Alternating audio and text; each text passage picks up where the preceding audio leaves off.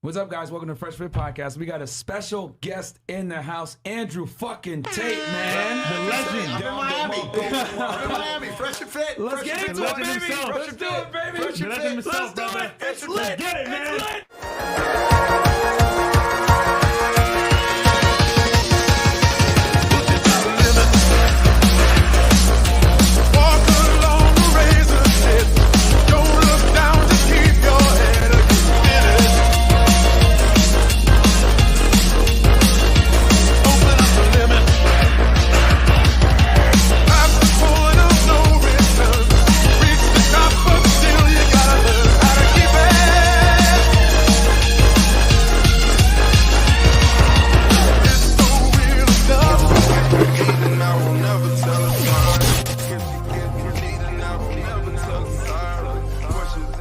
Yo, we just got off the yacht to the studio. Off the yacht to the studio. Bro, I was on a plane for 2 days. I slept 4 hours in 3 days. Then I was on the yacht with you guys. Now we're in the studio. Yo. But it's okay. I run on pure adrenaline. this is what it is, man. I run on pure adrenaline. You guys asked for this? You guys asked for it, and now you have it's it. here. It's here. Literally the most requested person to come on the Fresh and Fit Podcast, Yep. Andrew fucking Tate. In the building. I can say with absolute certainty in my life I have never disappointed. So buckle up, right? I'm keeping my glasses on as eye protection because we're coming hard today. We're coming hard. Man. Oh man! All right, let's hit these super chats real quick. We're gonna get right into we it. posted the video early this morning. We got super chat right away. Yeah, It's crazy, seriously, man. Mike Liff, please buy that Cobra a drink or two at Moxie's on my behalf. He is a case study on what the male mindset should be. Salute to you all from right down the street. Hashtag Brickle, aka the Bricks. Thank Shout you so out to much, Mike, man. Thank you Thank very you, much. Mike. $100 super chat from Kendall the Man. Subscribe to you guys after the Think Before You Sleep video slamming those OF girls you had on who think they're the reason y'all get paid. Here's to proving her wrong. Thank you so Kendall. much for that, bro. And then Elvin, $5 Australian. I bet this finishes with 150K subs. Down under. Absolutely, bro. Thank you Yep. so much all the way from down under. Cocoa Puff, Puff. $20. Tate, what would you do if you had to fight John Jones or Israel Adesanya at the UFC fighters? What would be your plan of attack and defense? What would I have? What would I do if I had to? Then I'd fight them. What do you mean? You know what? So many people are obsessed, especially in the fight game, with game plans.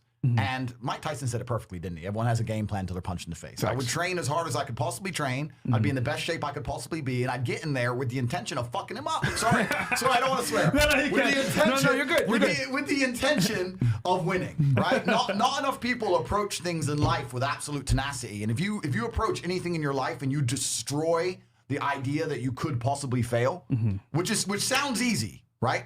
But you could do well. If a man told you he could rip your head off with his little finger and you could tell he really, really believed it, would you want him to try? No. You'd be like, no, Yeah. that little, maybe. I don't know. This guy is way too convinced. You know what I'm saying? So if I had to fight John Jones, I don't care if I had to fight a mountain. I don't care if I had to fight a lion or an alien, whatever. If it's on, it's on. If it's on, then it's on. So I'm coming to win. I ain't coming to lose. Exactly. So that's how it goes. It's a fighter spirit right there. All right. Lazino? Lazino, 44, 23 euros, 23.99 super sticker. Thank you so brother. much. Know you're worth $5. Looks lit, guys. Fresh. Check your Telegram DMs. Okay. Cool. And we will do that. Brody, $5. What's up, fellas? Cheers to a great podcast and hit my email back. Oh, yeah, he wants to do an internship. Okay, So we'll hit you back. Yeah. I'm sorry, man. We've Yeah. been getting spammed by emails and people hitting us up since we've been growing so much. Thank you so much for the growth. Thanks, We've just fellas. been so busy, man. Obviously, we got Tate in the house, so he's been the priority right now. Priority always. Showing him a good time has been priority. Yeah. Matasuki, $20. Best podcast in the world, over 9,000. Thank you, know it, brother. my friend. Thank you, man. Tony Parker, $4.99. I'm looking forward to joining y'all's highest tier Patreon. I gotta put my glasses on. I'm You blind. join that higher tier, you can come in the studio. We got one of our boys here. I'll shout out to him in the studio as well, Kaiser. So yeah, man, $20 tier, VIP. You can chill with us. Blake Ocean, $5. Tate, greatest to ever do it. Welcome to America. thank you Hey, this is very his much. first time in Miami. I didn't First know that. time. It's my first time in Miami. I've never been to Miami before. you know but what? I'm feeling the Miami spirit. You know, I've already got the Colombian drug lord shirt and the big cigar. Shout out I Scarface. got some money. I can feel it. I can get it. There you go. Lazino again, $23.99. Shout out to Tate from East London. Keep up the good work. And Tate, never seen Star Wars. Never. Keep your movie. Yeah, Never absolutely. seen Star Wars. Bro, I never seen it either. Why would I watch that? You think I've got a life to live? Oh, man. My dick works. You think I'm gonna be sitting there looking at what in a galaxy, little teddy bears, some dude in a mat? This is lame, bro. This is lame. I would deal with Darth Vader. I'd show Darth Vader force he ain't ready for. Bust him up. He ain't ready for me. Yo, He ain't ready King for me. Chris said, no, shout out to the #1 podcast for men and lifestyle. Thanks for coming on, Tate. We're going 0 to 100K now fast. Speeding the catch is real. They better keep watching. Facts. keep Thank you, watching. King Chris. And then Loner XZ, $5. Don DeMarco, please, and happy birthday, Clyde. Didn't forget B-Day 429. Can he get the DBT power up? Still a ninja now, part of the Fresh Fit Village. Thank you so much for that. All right. And then I think Lonnie Strokes $10. Love this channel, man. Y'all be having me laughing hard as fuck. And when y'all gonna have Steph is cold on the podcast, keep grinding. Hey man, tell Steph to hit us up. He knows where we're Bring at. more. Yep. And then Blake Ocean $5. After this interview, you will see that Tate is on another level and has proof for all of it. Absolutely, guys. yeah. Tate is the real deal, and he's do here my for a best. reason. I do my best. You know, I'm a man. I try and live by receipts. I try and show what I'm doing. No fire today, haha. Just love, keep it go, do it. Thank you, keep Papa it doing. Chunks. Thank you so Thank much, you, Charlie, brother. Papa Chunks. And Trey won't make fun of you and the Warriors anymore. Ken Festi, Porter, and guys, we're gonna have to read 15 and up from this point forward because we want to make sure that we don't 15 interrupt. We got a lot to talk about with Andrew, Yeah. guys. So thank you so much. Chris will continue to show the super chats. But 50 and up. But 50 and 50 or 15. 50. Okay, 50 and up, guys. 'Cause we we- want this because is it's gonna, important. yeah, this is going to be a big Yeah. interview. What's good, Fresh Fit? I just discovered you guys a couple weeks ago. I like the content you doing your thing because these women need to hear this stuff. Thank you, I appreciate it, man. They Last do one. need to hear this. And then finally, Ben Francis, Francis. all the way from Canada. Shout out from Call Me Canada. We appreciate you, Tate. So, Boom. Bam. Man, so Wait, before we start. Okay, before go we ahead. start. Sorry, I don't want to try and take control of the podcast. no, you're the guest, bro. Go They ahead. might attack me from both sides. I only got one hand each for the Aikido. Why am I the only one drinking? well, Where's your vodka? you know what? Here we go. We drank on the boat for you. Now we're here in the studio for you. Listen, let me tell you something. I drank the entire 24-hour flight you know here. what? Throw me a White Claw. All I did This was is a drink. special occasion. I Can haven't someone slept. throw me a White Claw I real drunk quick? on the boat again. You know what? I'll take a White Claw for Tate. Yeah. Can you guys throw us a White Claw real quick? It's gonna be like This Stone is- Cold Steve Austin type shit. Second here. time you see me drink on air. First time was 100K, and now Yeah. I'm gonna do it for Tate. And there's a reason why we're considered the best hosts in the manosphere. It's because we take care of all of our guests. Fact. They do. Even if it means us destroying our livers in the process. We all go down together. And gentlemen, I guarantee you my liver's worse than yours, all right? I live on booze. So, Booze powers me.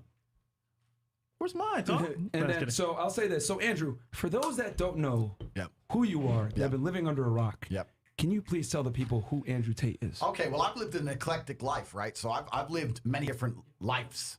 I like to think the reason I'm so wise is because I've lived 1,000 human years. So I've done a lot of different things. I've been broke. I've been rich. I was a professional athlete. I was a webcam pimp. I've done it all. So I'll give you the very, very short version of my life story. My father was the greatest black chess player in history. He was a master of the game. So when I was growing up from a very young age, from the age of around 3, I was training to become a chess grandmaster. I was on track to be a chess grandmaster by the age of around 12. When I was 5, I became the state chess champion for Indiana in the under 16s. I was the youngest to ever win it. I remember I was 5 years old. When you're 5 and you're playing a 16-year-old, that's scary, right? I'm sitting my ass at 5, and there's some big 16-year-old there. And I remember when I beat him, he cried. Pop! So I became state chess champion age 5, and I was trained to become a chess grandmaster. So that was that. And then we were growing up. I was in sleepy little Goshen, Indiana. My mother and father split up. My mother was English, so we all went back to England. I was around 11. And in England, there's no chess, not like in America, right? And I also lost my coach because my dad stayed here. So I had a few sleepy years. I was in school or whatever, and then I decided I wanted to replace chess with something. And to me, the closest possible fit I could find was fighting. People say, how can you go from chess, which is geeky, to getting in the cage and smashing someone's face in? But to me, they're exactly the same thing, right? In most sports, there's a degree of luck. Like in poker, I don't care how good, listen, all you poker players, you all fucking, I play poker. I don't care how good you are. If every single hand you get is trash, you're going to lose. Yep. And if you keep getting pocket aces, you're going to win, right? Yep. So there's a degree of luck. Facts. Or if you play a team sport, your team can have a good day or a bad day, and that'll affect how the outcome of the game, regardless of how you performed, right? So I wanted something just like chess, where there's no luck. It's just me, one-on-one, brutal, war. I wanted to hurt someone. I wanted to make someone else cry like that 16-year-old bitch cried. So I thought, I might as well learn to start punching people in the face. So I started training. Kickboxing is what I started doing. I had 5 cage fights, and then I was offered a contract for the largest kickboxing organization in Holland, and they were the kings of kickboxing at the time, and they paid more than MMA, and I needed to pay the bills. So I signed up to kickboxing. I gave up MMA, and I became 4-time kickboxing world champion. Best in the world for a long time, 87 fights, been everywhere, done everything. And then fighting was doing well, but the problem is with kickboxing, it's not boxing, right? So even though I was the world champion, I mean, I had money, but I didn't have money. Yeah. You know what I'm saying? Like I was getting, let's say, $100,000 a fight, but I was fighting twice a year, $200,000 a year, pay your taxes and stuff. You're not balling. Yeah. You're not And then you balling. got to pay out your promoter. You and got to pay everybody your too. promoter 20%, and there's no and the lifestyle's boring, right? So all you do is train. I mean, I was still smashing through women, of course, because I always found that I was pretty good at that, and it was relatively cheap. But I woke up one day and thought, I give this 6 hours of energy a day. 6 hours of my life a day is dedicated to kicking the shit out of people. I'm 4-time world champion. Is becoming 5-time world champion going to really improve my life? Probably not. Right. So I'm going to take all that energy and dedicate it towards getting rich. And through a crazy series of events, I ended up owning a webcam studio. Hey. I ended up owning a webcam studio and became a multimillionaire. And here I am now. I'm officially an ultra high net worth individual in excess of 30 million. So I gave up fighting to get rich. And now I'm rich, and I'm on the Fresh and Fit podcast. And that's the story. That's the story man. from head to toe. That's how it went. There you go. That's how it went. This is the number one dating podcast in the world. Yep, Number and one in the definitely the number one podcast in Miami, and we're going to take over soon and become the number one podcast in the world. Hell So, yeah. Andrew, so they got to know you a little bit as far as, you know, where you're from and everything, because a lot of people think that you're not American. Yeah, I'm And American. You were born here. I was born here. I've got an American passport. I'm American. And I live right now. I currently live in Romania. And everyone goes, why Romania? Are you Romanian or is your family Romanian? Let's talk about that real quick. 'Cause I know Zero. they're going to ask, oh, Andrew, why are you guys in Romania? Can you tell, well, what's safe for YouTube, I guess? Yeah. I was in England. I got tired of England. I had to decide to move somewhere. And I'd fought in Romania a few times. And I decided to go to... In fact, I'll tell you this whole story. All right, let me tell you the whole story. Let me tell out in public. Let's why go I left down memory England. lane. Let's go down. Let me give out all my world secrets because I'm on my biggest podcast yet, so I might as well tell all my secrets, right? There you go. So this is a long story, right? So I had It's a story, baby. so I had the webcam business. So a lot of people are very curious about how the webcam business worked. So basically, I was sitting there after I retired from fighting, and I thought I need to get rich today. So I'm Googling up and I'm researching like what is money? How does the central bank? Because I thought if I want money, the first thing I need to do is understand what money is. Right. Most people don't know what money is. Facts. Right? How does money work? How does a bank work? Where does money come from? So I started like, just going down the rabbit hole. And the more I learned about money, the more mad I got because I realized it's trash and fiat ain't real and they just burn it from the sky. So I'm like, not only is it garbage, I don't have any. I don't have any garbage. What? So I was furious, right? So I'm watching this YouTube video, and they're talking about assets, liabilities, blah, blah, blah. And I'm sitting there trying to find a way to get rich, and I decided to write down all my assets on a piece of paper. I had like a Range Rover, I had an apartment under mortgage, I had like 10 grand in the bank, that's it. So I'm writing down my assets. I knew I was big and strong, but I was already fighting. And then when I was writing down assets, I realized with my fight career, because I was traveling the world, all I do is, because I always win, because I'm sexy, when you win, it's almost like a given, right? The ring girl's yours. When you win, you smash. Like they ain't fucking a loser. But if you win, so I had all these girlfriends. I had girlfriends in France, Slovakia, Germany, all these hot chicks, and they thought I was the big millionaire world champion, right? They thought I was living in London with a Ferrari, and I'm still texting them, and they thought I was living the big life. Damn. So I was like, well, I could open a strip club, but that takes money. You know, I need overheads, I need money. How can I use these women to make me money? I don't want to put them on the track because they're my women. I don't want other people touching my chicks. And by coincidence, I'm just Googling things up, and I discovered this webcam website. And I'd never heard of webcam before. This is a long time ago as well. It wasn't as big as it is now. Now everyone knows about OnlyFans, all this shit. Like 8 years ago, 7 years ago, whenever this was, it wasn't nearly as big. And I found this little webcam thing, and I was like, this might be some money. So I text all my girlfriends, I think it was 5 of them, text all 5, said, you're all coming here to live with me and work with me. None of them knew about each other. Bro, Tristan will tell you the story. He'll tell you. All 5 flew in, picked them all up. They're all sitting there. I sat them around the same table. Bro, I need to get paid. Right? I'm broke now. I'm retired from fighting. I have no money. I'm running out of money. So I put them all around the same table, and I was like, look, we're going to start a webcam business. You're going to stay. You're going to live in London. I'm going to look after you, and we're going to get rich. We're going to be a team. And they're all like, well, who's this bitch? I'm like, she's my girlfriend. She's my girlfriend. She's my girl. You're all my chicks. And you're going to stay here, and we're going to make some money. Big fight kicks off, blah, blah, blah, blah, blah. In the end, long story short, 3 left, 2 stayed. Those are my first 2 girls. And we started this little webcam business from my apartment. And it just grew and grew and grew. And it got to the point where at one point I had 75 women working for me in 4 locations. And I was doing $600,000 a month from webcam. So this is in the UK. This is in the UK. Right? This is in the UK. So, but this leads into the story of why I moved to Romania. So, at the height of my webcam pimping, I think I'm the king of the world, right? I have all these women, But the problem is, my first 2 girls who worked for me because they loved me. I love this man. Right. I am with this man. We're a team. He's going to take me from the ghetto streets to the hotel suites, right? So we're working together. Yeah. But then once you get bigger, you start hiring girls who don't love you. They're in it for the money. So I had a whole bunch of girls working for me who weren't really about it. And then I had one girl, and she got too drunk one day, and she threw up in my apartment. I told her to clean up. She refused to clean up, started being an idiot. So I took her stuff, threw out the window. Because it's like, it's about that. With women, you never hit a girl, right? Can't do that.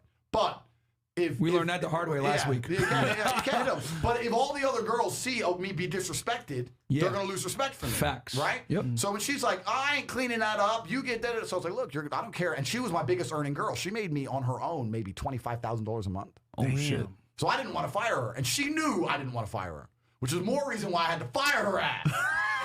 So I was like, all right, cool. You want to be a gangster? Right, you're a gangster. Got her shit. We're like high up. We're like high up like here. It was just out the window. So throws out the window. Got her by her 2 arms and marched her out the door, locked the door, end of it. She starts texting me, you owe me my last month's wages, you owe me my money, give me my money. Did I text her back? I ain't paying you nothing, you threw up my blah, blah, blah, blah. She went to the police. Oh, shit. And told the police I hit her when I didn't. Whoa. So it's 5 in the morning, and this is about 4 months later. 5 in the morning, 4 months later, I'm laying in bed. Girl here, chilling, living the life. And I heard the door, boom, boom, boom, boom. And I don't know how I knew. I just knew it was police. The way they knocked that door, I was like, if you were going to rob me, you'd kick the door in, or this is just too obvious. And as soon as I heard that noise, I just paused for a second. I heard police, and I was like, man. Damn it. I was like, but I didn't know what it was for, right? But there's a few things I can't say in the podcast.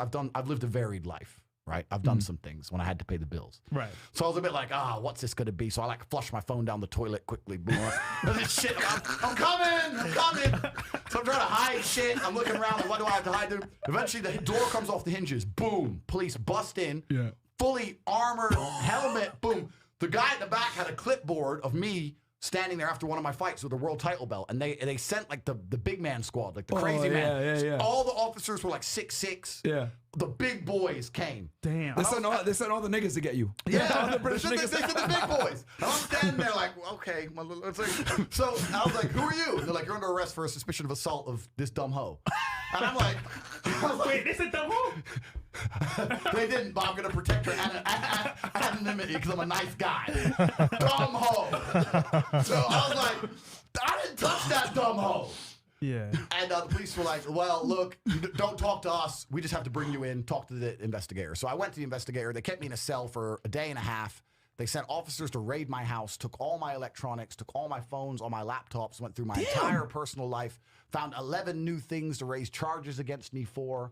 It's unrelated because the original case got dropped because she had no evidence and she was lying because all the other girls in the house went on my behalf and testified against her. She's lying. Yeah, right. So they're like, okay, but we've been through his life. He has a Lambo and a bunch of pussy and he's enjoying himself, and that's not allowed in the Western world. Yeah. So we've been through his life and we found 11 new reasons to raise crap against him. So I had 11 new charges, blah, blah, blah, and I just woke up one day and said, I cannot live in this I will not live under a government that will do this to me when I've done nothing wrong. So I had to leave and go somewhere. And by coincidence, I had a fight coming up in Romania, so I went and fought in Romania. And I just thought, you know what?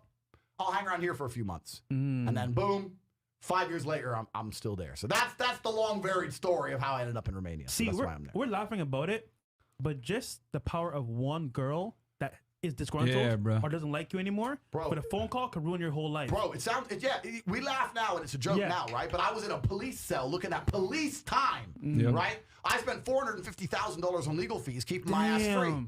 So even though I was completely innocent of the original charge, even though the police said to me, yes, we know she lied, but now we've been through your entire personal life, we got new reasons to mess with you. Let me tell you something. If you're watching this and you're a man, if the police forensically analyze your life, you've done something wrong. Yeah, Doesn't matter if you had a yard sale and didn't pay tax. Doesn't matter if you made a video while driving. You have done something. Yeah. And if they really want to get you, they're going to get you, right? Yeah. And because of who I am and my persona, and because they saw me living a particular lifestyle through my phone, they see me with like 5 naked bitches and shit. They just like, we don't like this man. Right. Yeah. We want him to go to jail. Yep. So when people say there's no agenda against men, there was. I sat in the police station with 2 dyke female officers who wanted to put me away purely because I was sexy and successful. That is it. And it's all over now, so I can talk about it, right? But for a long time, it was a serious source of stress because of one dumb hoe drinking too much wine. Yo, unbelievable. Dude, on our show. Bro, we had some crazy check on our joint. Yeah. The Jamaican girl in the green, she came on the show, right? We had 2 girls here. Her friend got kicked out. She wanted to stay. She didn't want to leave. We said, no, get out. 30, 40 minutes. She's standing there looking dumb as hell. Like, oh, I'm not leaving unless you bring my shoes here. Long story short. We said no. Yeah, we said no. Mine put her stuff outside. Like, you know how you put her stuff outside? I didn't even throw it. I put it nicely. I should have done the Andrew Tate. Like, you know what I'm saying? He picks it up, puts it outside. We're recording the whole thing. Yeah. She says, hey, you know what? If you don't bring my shoes here, I'm not leaving, blah, blah, blah. We call security. Security brings her stuff, escorts her out. Yeah. And we know, we go about our day. I'm at a club. He's home chilling with a chick. Next thing you know, right? I get a phone call from Myron. Hey, the police are here. I'm like, what? For what? Mind you, I'm in the club with this chick. Like, I'm partying, getting lit. Unbelievable. All I know is the police are there because of what this girl said. Yep. So she called. She made an allegation that we stole $1,700 from her purse that we put outside. $1,700. Now, Andrew, you've seen the studio, right? Why would we need to steal money from a girl? They right? just lie. Just lie. They fabricate. And look, and the thing is about the law in the West, because they don't want to discourage females from coming forward in the case of genuine injustice. Yeah. They basically say you can lie to us about anything, and even if we catch you lying, we won't do anything. I said, why are you not going to get this girl in trouble? She lied to you. She's wasted police time. Yeah. You just told me she lied. Oh, well, we're too busy investigating you for being sexy. Wow.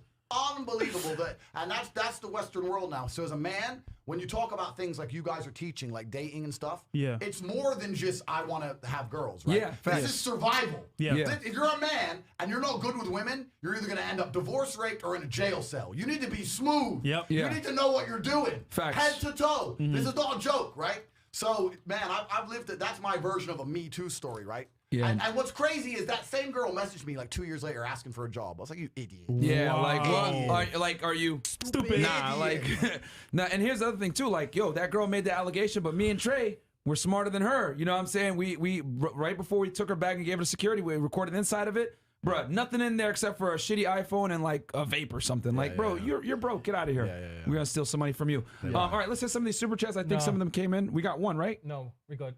Oh, good. Okay. All right. Fair enough. So Andrew. Yes.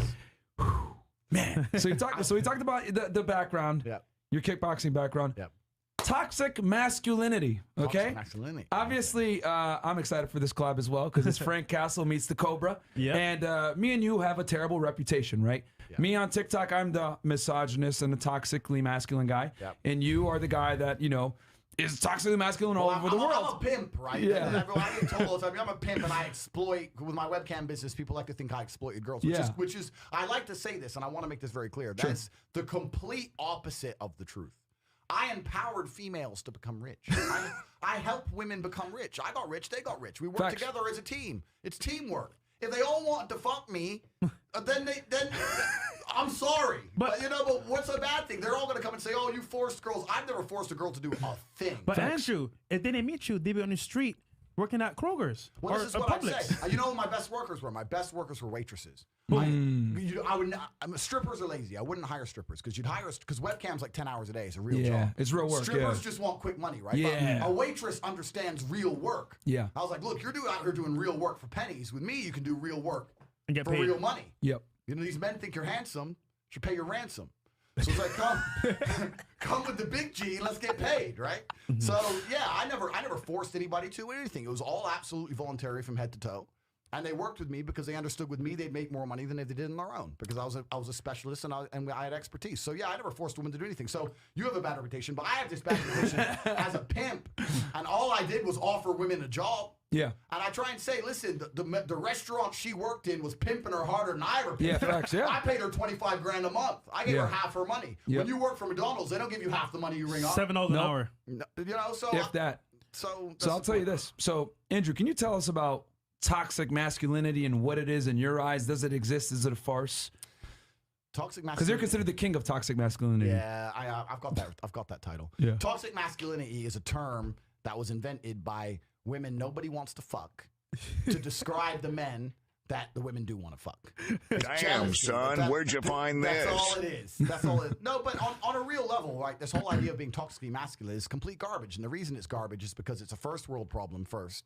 Because when you put males and females in survival situations, or the closer they are to a survival situation, the quicker they're going to revert to their gender roles. If you put a whole bunch of men and a whole bunch of women, you strand them on a desert island, the men would start having to build things and fight off the animals, and the women would start farming and whatever the women would do, right? Exactly. Yeah. So when shit hits the fan, everyone reverts to their natural gender roles. So if you live in a country like Romania or Russia or a country that's poor, the closer it is to survival, the lower the economic prosperity of the country, the closer people are to their natural gender role. So Russian men are masculine, Russian females are feminine.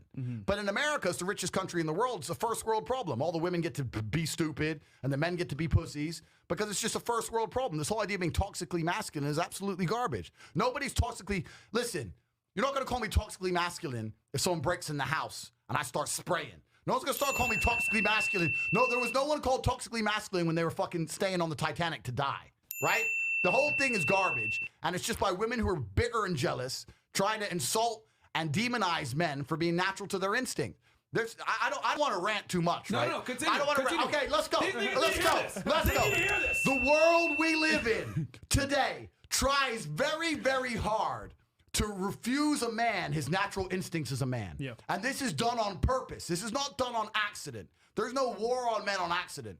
Men are the ones who start revolutions. If you look at any revolution in history, it was the men who were on the street and started that revolution. If you want to control a populace, the first thing you do is control the men. When the Romans went and conquered Sparta, they killed all the men, all the young boys, all the fighting age males. When you're left with nothing but females, you can conquer and control a society. We're living in a world right now where there's supposedly some virus and you have to stay in your house and put a mask on, and everyone's complying like cowards. And the reason is because they've destroyed the masculine spirit in men. If you would have told men 100 years ago, we're going to take your business away, we're going to bankrupt you, and they're going to lock you in your house, every single man would have stood up and said, what?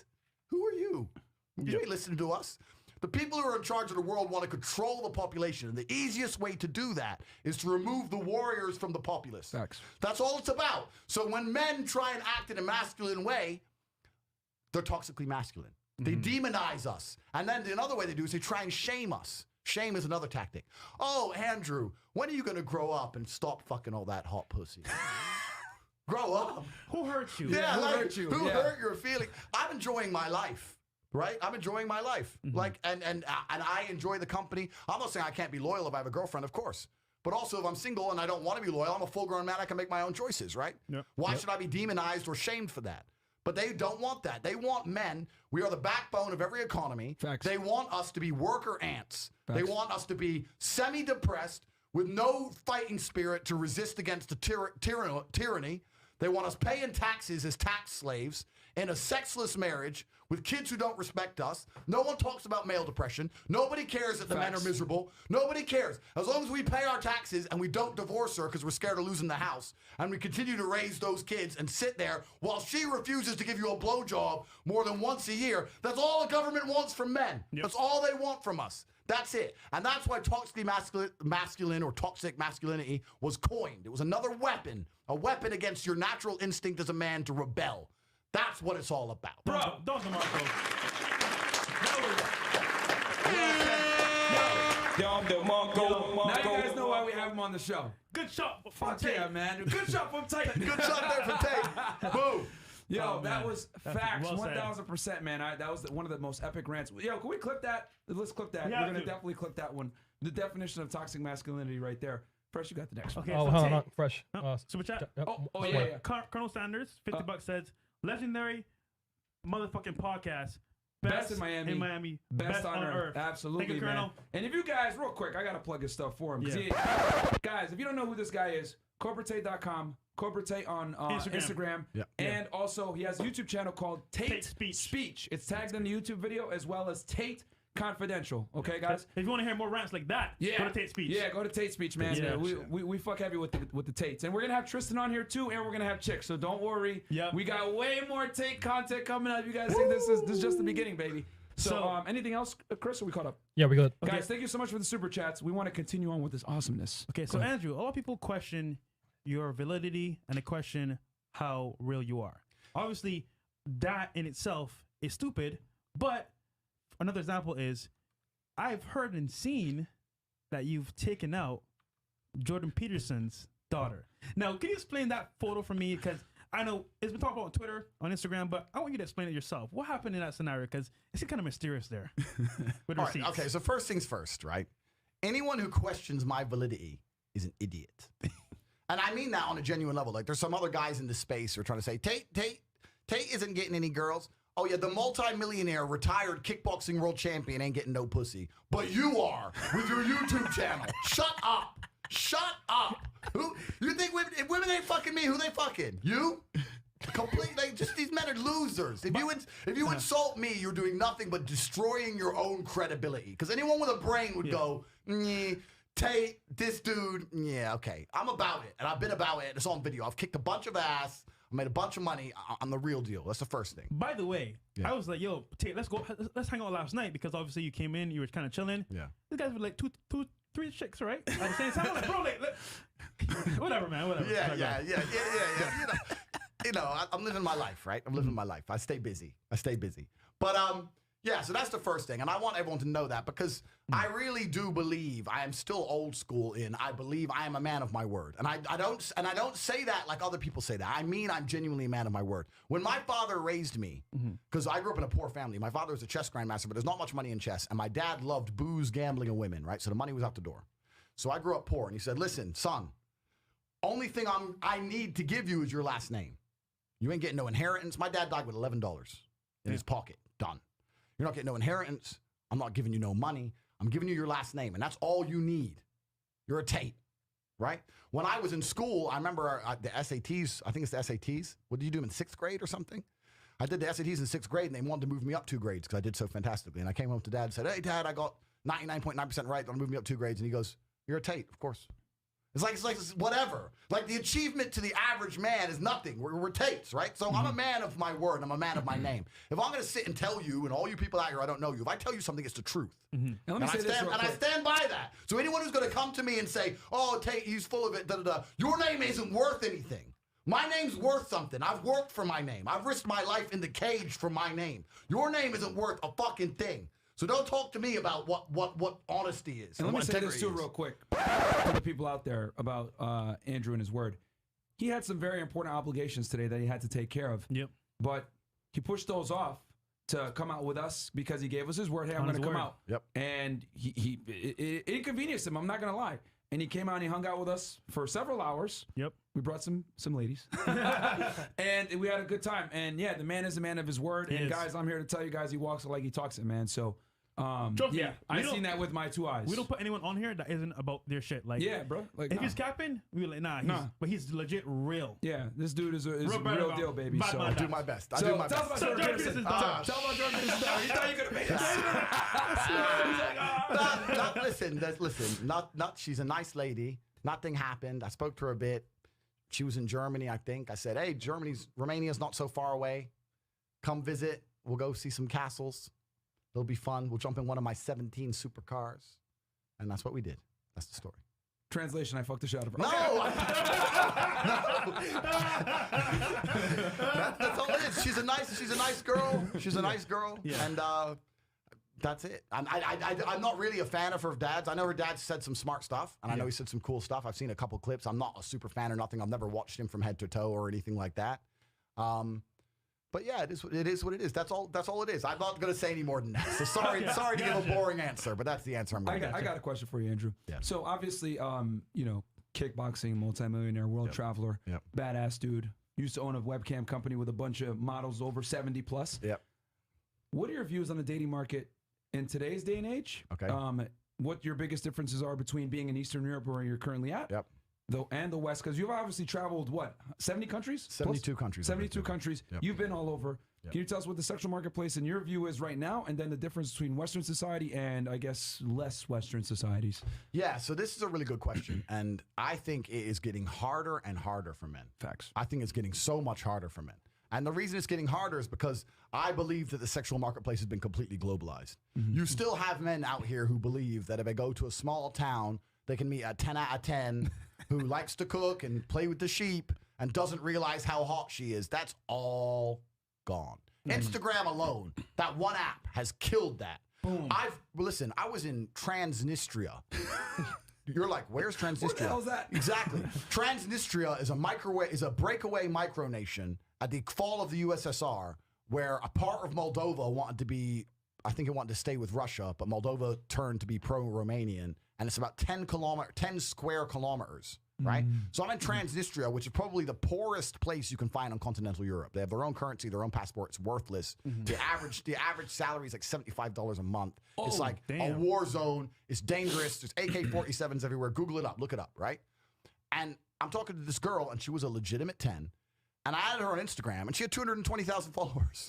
She's in Transnistria. What the fuck? Like, this is the world now, right? There's no such thing as a beautiful woman who doesn't know she's beautiful. Yeah, they all know. Facts, They bro. all know, right? And on top of that, women now, because they're addicted to social media, they love the idea of flexing on their socials, right? So women, they want to go on a boat to get, even if they don't like the guy, they just want to go to the boat to get the picture on the boat. Yes. To get the They wanna social get media. bold niggas like us. That's right. Yes. That's what Dubai is built on. Dubai is built on the back of girls going there for dudes they don't really like to say I'm in Dubai.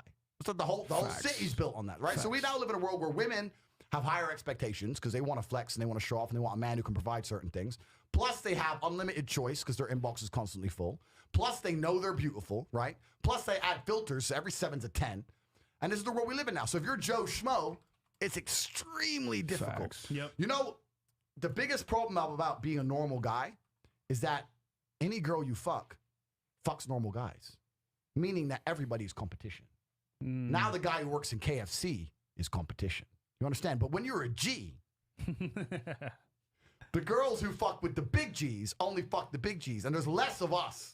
Yep. Then do you know what I'm saying? Yeah, so nice. Yep. one of the another that's really important thing is a lot of guys message me and saying, "Oh, my girl's cheating." I was like, if she'll bang you, she'll bang anyone, bro. So why?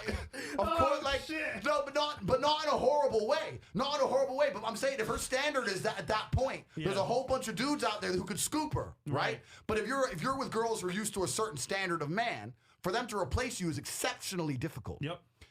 And this is the thing about the market now. It's getting to the world where it's getting more polarizing. It's getting easier for women. It's getting extremely difficult for men. And if you still want to be a player in the world today, you have to up your game as a man. Yo. You have to. Andrew, we did a Zoom call, a StreamYard, right? A while back. It was like 6 months ago.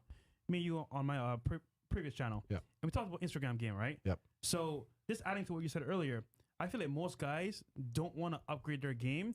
And it could be social. It could be even improving their money status because, like, you know what? This is accept me for like who I am. Yeah. But as you said earlier, a certain type of girl is going to be a certain type of guy. So yeah, you could stay how you are. You could be, you know what I'm saying, your job at regular 9 to 5, your thing. But even before a girl leaves the house, right? She's being hit up on Instagram, all her socials, dating apps. So the chance of you meeting a girl now and being a regular dude and her taking you in is really, really, really low. Yeah, it's just harder. It's a lot harder. Yeah. That's what it is. Now, the lifestyle you can show online can attract them to you. Absolutely. And I want to say this real quick too.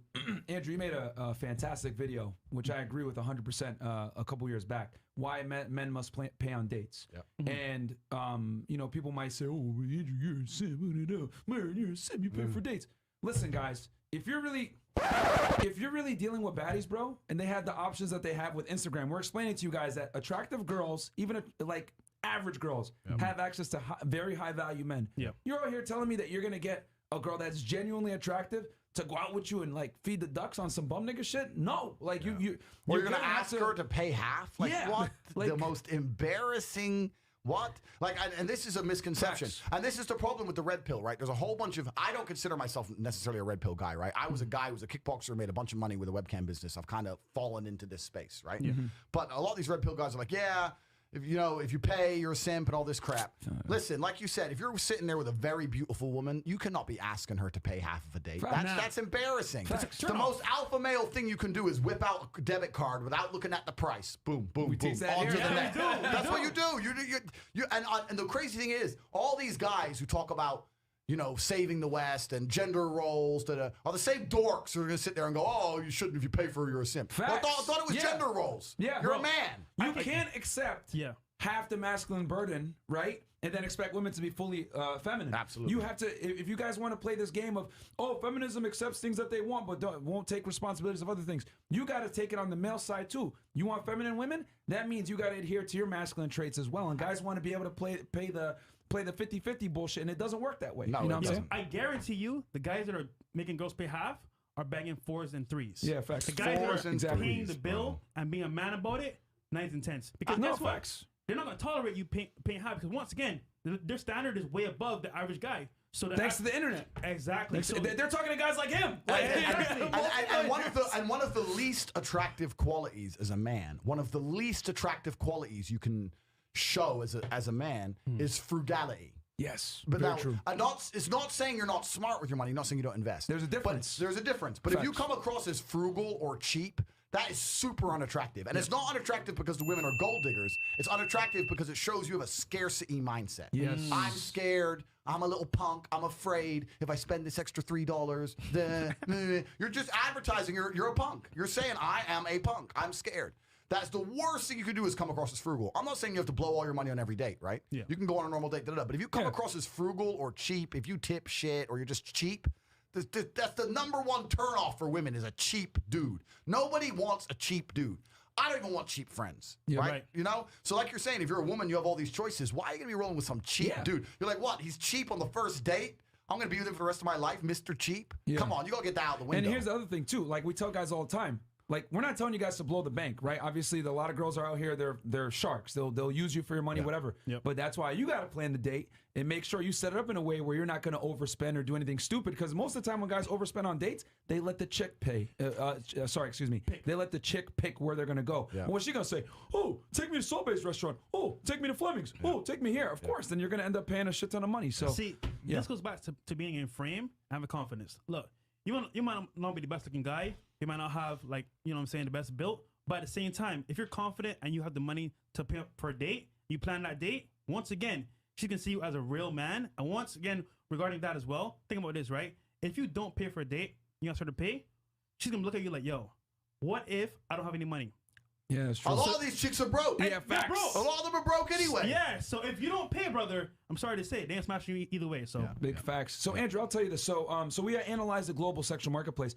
Can you tell us how it's affected? Because you've been all over the world. Yeah. Obviously, we know kind of how it's affected the West. We want to get your take on it, and then we also want to get Eastern Europe and other places you've been in the world. Yeah, so this idea that there's a part of the world which is like a haven for women, I'm gonna throw that out the window. There's a whole bunch of dorks in America who are like, yeah, if you go to Eastern Europe, there's so many beautiful, easy girls. Ukraine, Garbage. etc., yeah. Garbage. There are beautiful women. They're absolutely beautiful, but they absolutely know they're beautiful, of course. And you need game to get them just the same. And if you think you're going to roll up with a few American dollars and impress them, zero. And a lot of Americans especially believe these countries are much poorer than they are. Romania on paper is a poor country, right? Because there's a huge wealth divide. But that means that the rich are rich. You'll go to Bucharest, and when I go to get my Lambo serviced, I'm waiting weeks. Tristan was telling me that on the Lambos boat. Like, everywhere, You go to a club there, there's say Bentleys. American prices. I was like, oh, I didn't know that. Yeah, You know? yeah. It's really Bucharest. not that cheap. There's a bunch of supercars around. There's a bunch of big players, a bunch of mafia boys, there's plenty of money over there, right? So if you think I have guys thinking I'll go there and I'll have a $50 bill and I'll be surrounded by girls, not true. Damn. The reason that impression comes out is because the Eastern European girls are seen as gold diggers. But I'm actually going to combat that. I wouldn't say they're gold diggers. I'd say Eastern European girls are smarter than. No, okay, this is going to piss a lot of girls No, go off. do it. Let's do Sorry. it, baby. let's say They have a more healthy. Let me for the first time in my life be politically correct. They have a more healthy mindset towards a relationship than a Western girl. Meaning that if a girl's going to date you, she's thinking they would not date a guy they wouldn't consider marrying. okay. On that level. So if you're broke, Why would they marry a broke guy? They date with so intent. on that, so on that level, they're like, well, you need money, but not because they're gold diggers. Because every single man they date, they are genuinely looking for a family. They want to get married. They want to have kids. Unlike Western women, so they wouldn't date a broke guy because they're just wasting their time. Yo, Whereas Western women will just bang you. They Right? would date a guy that's a bum, that looks good, that's tall. Yeah. And I'm like, your baby daddy's broke? Yeah. Why'd you have kid with a broke guy? Yeah. Oh, he looked good and he gave good D. Yeah. I'm like, dumb. And that's a Western phenomenon, right? And it's amazing, and it's stupid, right? It's stupid. So that's another thing. It's easier to get laid in America or England or a Western country than it is where I live. Wow. It's much easier. If you think you're going to go Romania and slay, you are wrong. Romania is much. If you go Romania or Ukraine, the girls are much more conservative. They're very strictly Christian. They're 99% Christian. They go to church every Sunday. I've been on a date with a 26-year-old woman who had to be home at 10 p.m. because her dad said so. She's 26. That's a good father. It's a good family. Like they've got they're really scared of being seen in a negative light in their city. They're scared of looking like a hoe. That's good. I have never in my life in Romania never once seen a girl drunk. They'll drink, but you will never see one drunk, stumble, fall over. Zero. Never. Because they're afraid. Come and look yourself. Same in Ukraine. They don't want to be judged. Their family name, they don't want to be seen. They're not going to kiss you in public. It's a completely different thing than like America, where they're just like, fuck it, right? So if you can't pull it off over here, where it's as liberal as it's going to be, you're not pulling it off over there. So you can forget. You can forget that. You can forget that whole idea, right? Because I get that a lot. A whole bunch of guys like, oh, I'm going to go poke and get all these hotties. It's like, no, you're not. Go. No, you're not. We'll hit some of these super chats real quick. I hope you guys are enjoying this interview, man. This is there's going to be more of this stuff. This is straight fire. Okay, Theo Waff, $150 super chat. Don't be cheap with super chats either. Quality content deserves respect. Thank you so much, Theo. Thank you. And then we got Justin Winfrey. Dude was preaching the gospel. Thank you so much. I appreciate that, my man. And yeah, guys, Tate is here for a reason, bro. This man knows exactly what he's talking about. And then we got 4,268 live viewers. Guys, please like the video. Wait, how many likes? Comment, subscribe. How many? I don't know. 1.7K. I got one more question. 1.7K likes. Okay, I got one more question, and then we... Come on, guys. Like the video, guys. Also, while you guys are here, like the video, comment, subscribe. Also, subscribe to our brother Andrew Tate's YouTube page. Tate Speech, and Tate Confidential. Yeah. Follow him on Instagram, Cobra Tate, one word. And then his website is cobratate.com. Tate Speech, Tate Confidential on YouTube, Instagram, Cobra Tate, and cobratate.com. Shout out to Andrew Tate in the studio, man. We're happy to have you here, bro. Thank you. I got a question. Yep. Man. You went viral for saying depression isn't real. Uh-oh. Yeah, I went big time viral. I had every J.K. Rowling, everybody. All of Hollywood was gunning for me, right? They were very upset that I told the truth. Can we talk about that? Your views on depression not being real, and you give the toxically masculine, unfiltered, raw side of it. Well, depression is another weapon they use to destroy our masculine energy, right? That's another weapon they use, because the majority of depressed people are men. Men suffer from depression more than females because a man's life is worse than a female's life. Facts. A man's life's much harder, right? Facts. So another way they destroy us is they convince us to be absolutely selfish. Depression is nothing but extreme selfishness. That's what I'm going to call it. And I'm going to tell you why it's not real in a second. But if you're depressed, you're living inside of your mind, you're obsessed with how you feel, you don't care about anything outside of yourself, and you're an exceptionally selfish person. That's all they're trying to do, is convince you and teach you to be extremely selfish. Let me tell you something. I'm going to say this right here, right now, because there's a whole bunch of famous people, Lincoln Park and whatever, they killed themselves. If you have children and you kill yourself, you're not a man. I don't care what you're feeling. I don't care how sad you are. You have children to take care of. You're going to embarrass your children. You're going to leave your children without a father. Andrew, can we say that one more time? Because you're sad. If you have children and you kill yourself, you were never a man to begin with. Absolute garbage. Facts. Garbage. And the only reason this crap happens is because of the acceptance of depression. People say that depression is stigmatized. It's the complete opposite. It's accepted now to the point where it's almost promoted. It's insane. Let me tell you something. Depression is not real. Feeling depressed is real. So you can feel depressed, but you feel depressed, and that is a natural biological evolutionary trigger for you to change something in your life. That's your own mind telling you you're unhappy about X. If I went to jail today, I'd be depressed because I'm in jail. Right. I haven't caught depression. I don't have a disease. I'm just upset with my situation. Yep. I have people message me all the time. I'm fat and I can't get a girlfriend because I'm depressed. I'm like, no, pancake lover. You're depressed because you're fat and you can't get a girlfriend. Do you understand? This is the point, right? So for a lot of people, your life is depressing.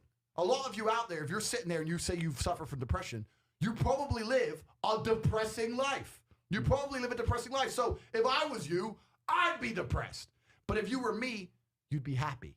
You know what could solve depression for most poor people? $1 million in the bank. Yeah. Boom. So how is it a disease? So when I say this to people, most of them agree and they go, okay, but if that's true, why do famous people kill themselves? And I say, well, I know you think you outsmarted me, but I'm Andrew Tate. And I have the answer. The reason is twofold. This absolute acceptance of depression and acceptance of weakness. When you accept anything, to a degree, you're promoting it. Weakness is promoted now in men, right? Yeah. So let's take Robin Williams as an example. Robin Williams killed himself. I was just going to say him. Yeah. Robin Williams, right? Famous. He could be banging 19-year-olds for the rest of his life. Multi-millionaire. Everyone loves him. How could he possibly kill himself? I'll tell you why. Because when he walked into the therapist's office and said, I feel depressed, the therapist said, okay, here's some mind-altering drugs. Start taking these.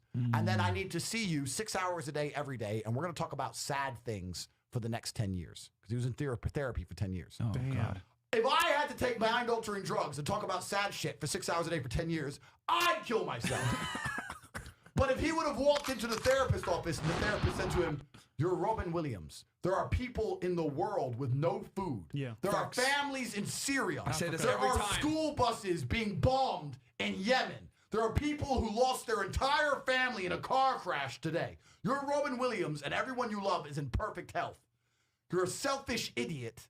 Get out of my office. Get some balls. Bam. He'd still be alive today. The cure made it worse. And this whole society of accepting depression, as soon as someone's depressed, instantly go to them, oh, poor you. It's okay. We know you can't help it. You can't help it. Why are you telling people they can't help it? Why are you reinforcing that mindset in people? If you come to me and say you're depressed, I say, I will fix you. And you know what's crazy? When I said this depression thing wasn't real, do you know how many people stuck up for depression? You don't understand. I'm depressed. Depression's real. I was like, if it's so horrible, why are you defending it? You sound like it's PR team.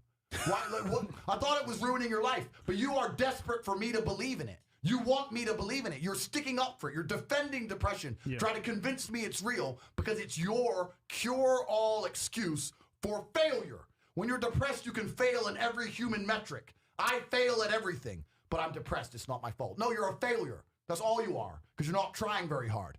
If you live in a house, I say this all the time. This is the reason I don't believe in depression. Because I don't believe in depression, I cannot become depressed. Bam. No matter what the worst thing that could possibly happen to me on earth, I will feel sad, but I will recover and I will not become depressed because I don't believe in depression. If you're in an old haunted house, right? You have two people in two haunted houses. One believes in ghosts and one doesn't. You hear some noise in the night. The wind blows, right? The man who believes in ghosts is like, oh no, a ghost. Now he's scared, right? He wants an exorcist. He can't sleep. He's scared about ghosts. He's paranoid. The guy who doesn't believe in ghosts goes wind, whatever, and goes back to sleep. Do you understand that it's the belief that gives it power? Right. If you don't believe in ghosts, the ghost can't hurt you. If you don't believe in depression, you can't become depressed. And I refuse to believe in something that's going to weaken me. Why would I believe in something that's going to weaken my ability to deal with problems in life? Why would I do that? I'm temporarily immortal. Do you understand? Do you understand? I'm temporarily immortal. And I'm not going to waste my living years believing in things which take power from me. Because I'm not an idiot. So if you're going to sit there and go, depression is real, actually, you don't understand the problems I'm going through. You're a moron. You are a moron. And the great thing about morons is, as you lose, there's no light without dark, right? There's no joy without pain. Of course. For me to be a winner, there needs to be losers. If you want to be depressed and sit around broke while I'm flexing in the Lambo, Simps. then do it. Go do it. Blue pill. But you're not going to convince me to join your way of thinking. The last thing, anyone who's watching this, I want you to understand, the last thing you should ever do is adopt the thinking of someone who is sad. Bam. Why would you want to think like the sad person?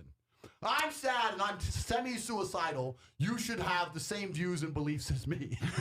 Get the fuck out of here. No, Depression. Damn. It ain't real. There, I'm just blown out of the water. It's not real. You can come at me and say whatever you want. It's not real. Man. I need some more vodka. Can we get some more Yo. vodka? Hey, let's get some Let me more get some vodka for vodka. Andrew, Vodka man. cranberry, bro. I'll Pastor say Tate in the this, house. man. Andrew Tate in the house, guys. I said it too, man. Especially as a man, your accomplishments, right, from your competence creates confidence. Yep. Most of the time, these guys that are depressed, it's because they haven't accomplished anything. They're Well- sitting at home crying. You're depressed because your life's depressing. You wake up, you're fat, you're lonely. Facts. You go to the fridge, there's no milk.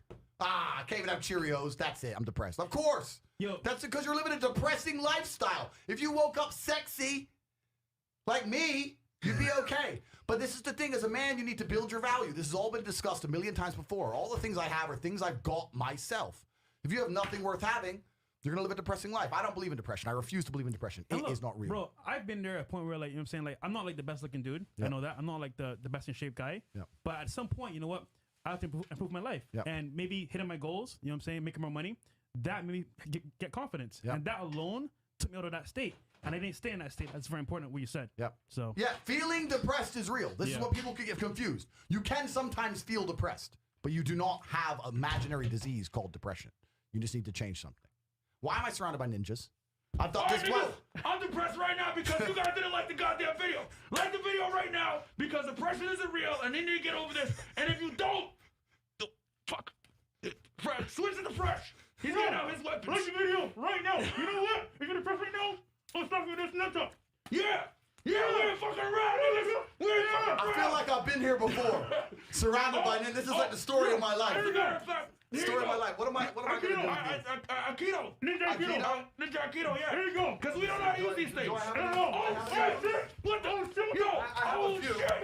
Oh, shit. Yeah, I That's have a few. I used to Yeah. have Oh, let's get it. I have a few. Yo, if you like the video, we're gonna send Tate to fuck you up. And I'm learning right now, too. Check us out, niggas. Yo, like the video. Oh, Sub to the channel. yeah. Oh, shit. No, fuck the fuck. My life has been one big. My life has been one big war against the ninja shogunate. Yeah, Like the video. You like the video, If not, niggas? and the Tate's gonna put up your house, knock on your door. Yeah. With nunchucks. We're gonna hire him to fuck you up because I don't know how to use these yet. Yeah, exactly. Yeah, Aaron's gonna do it.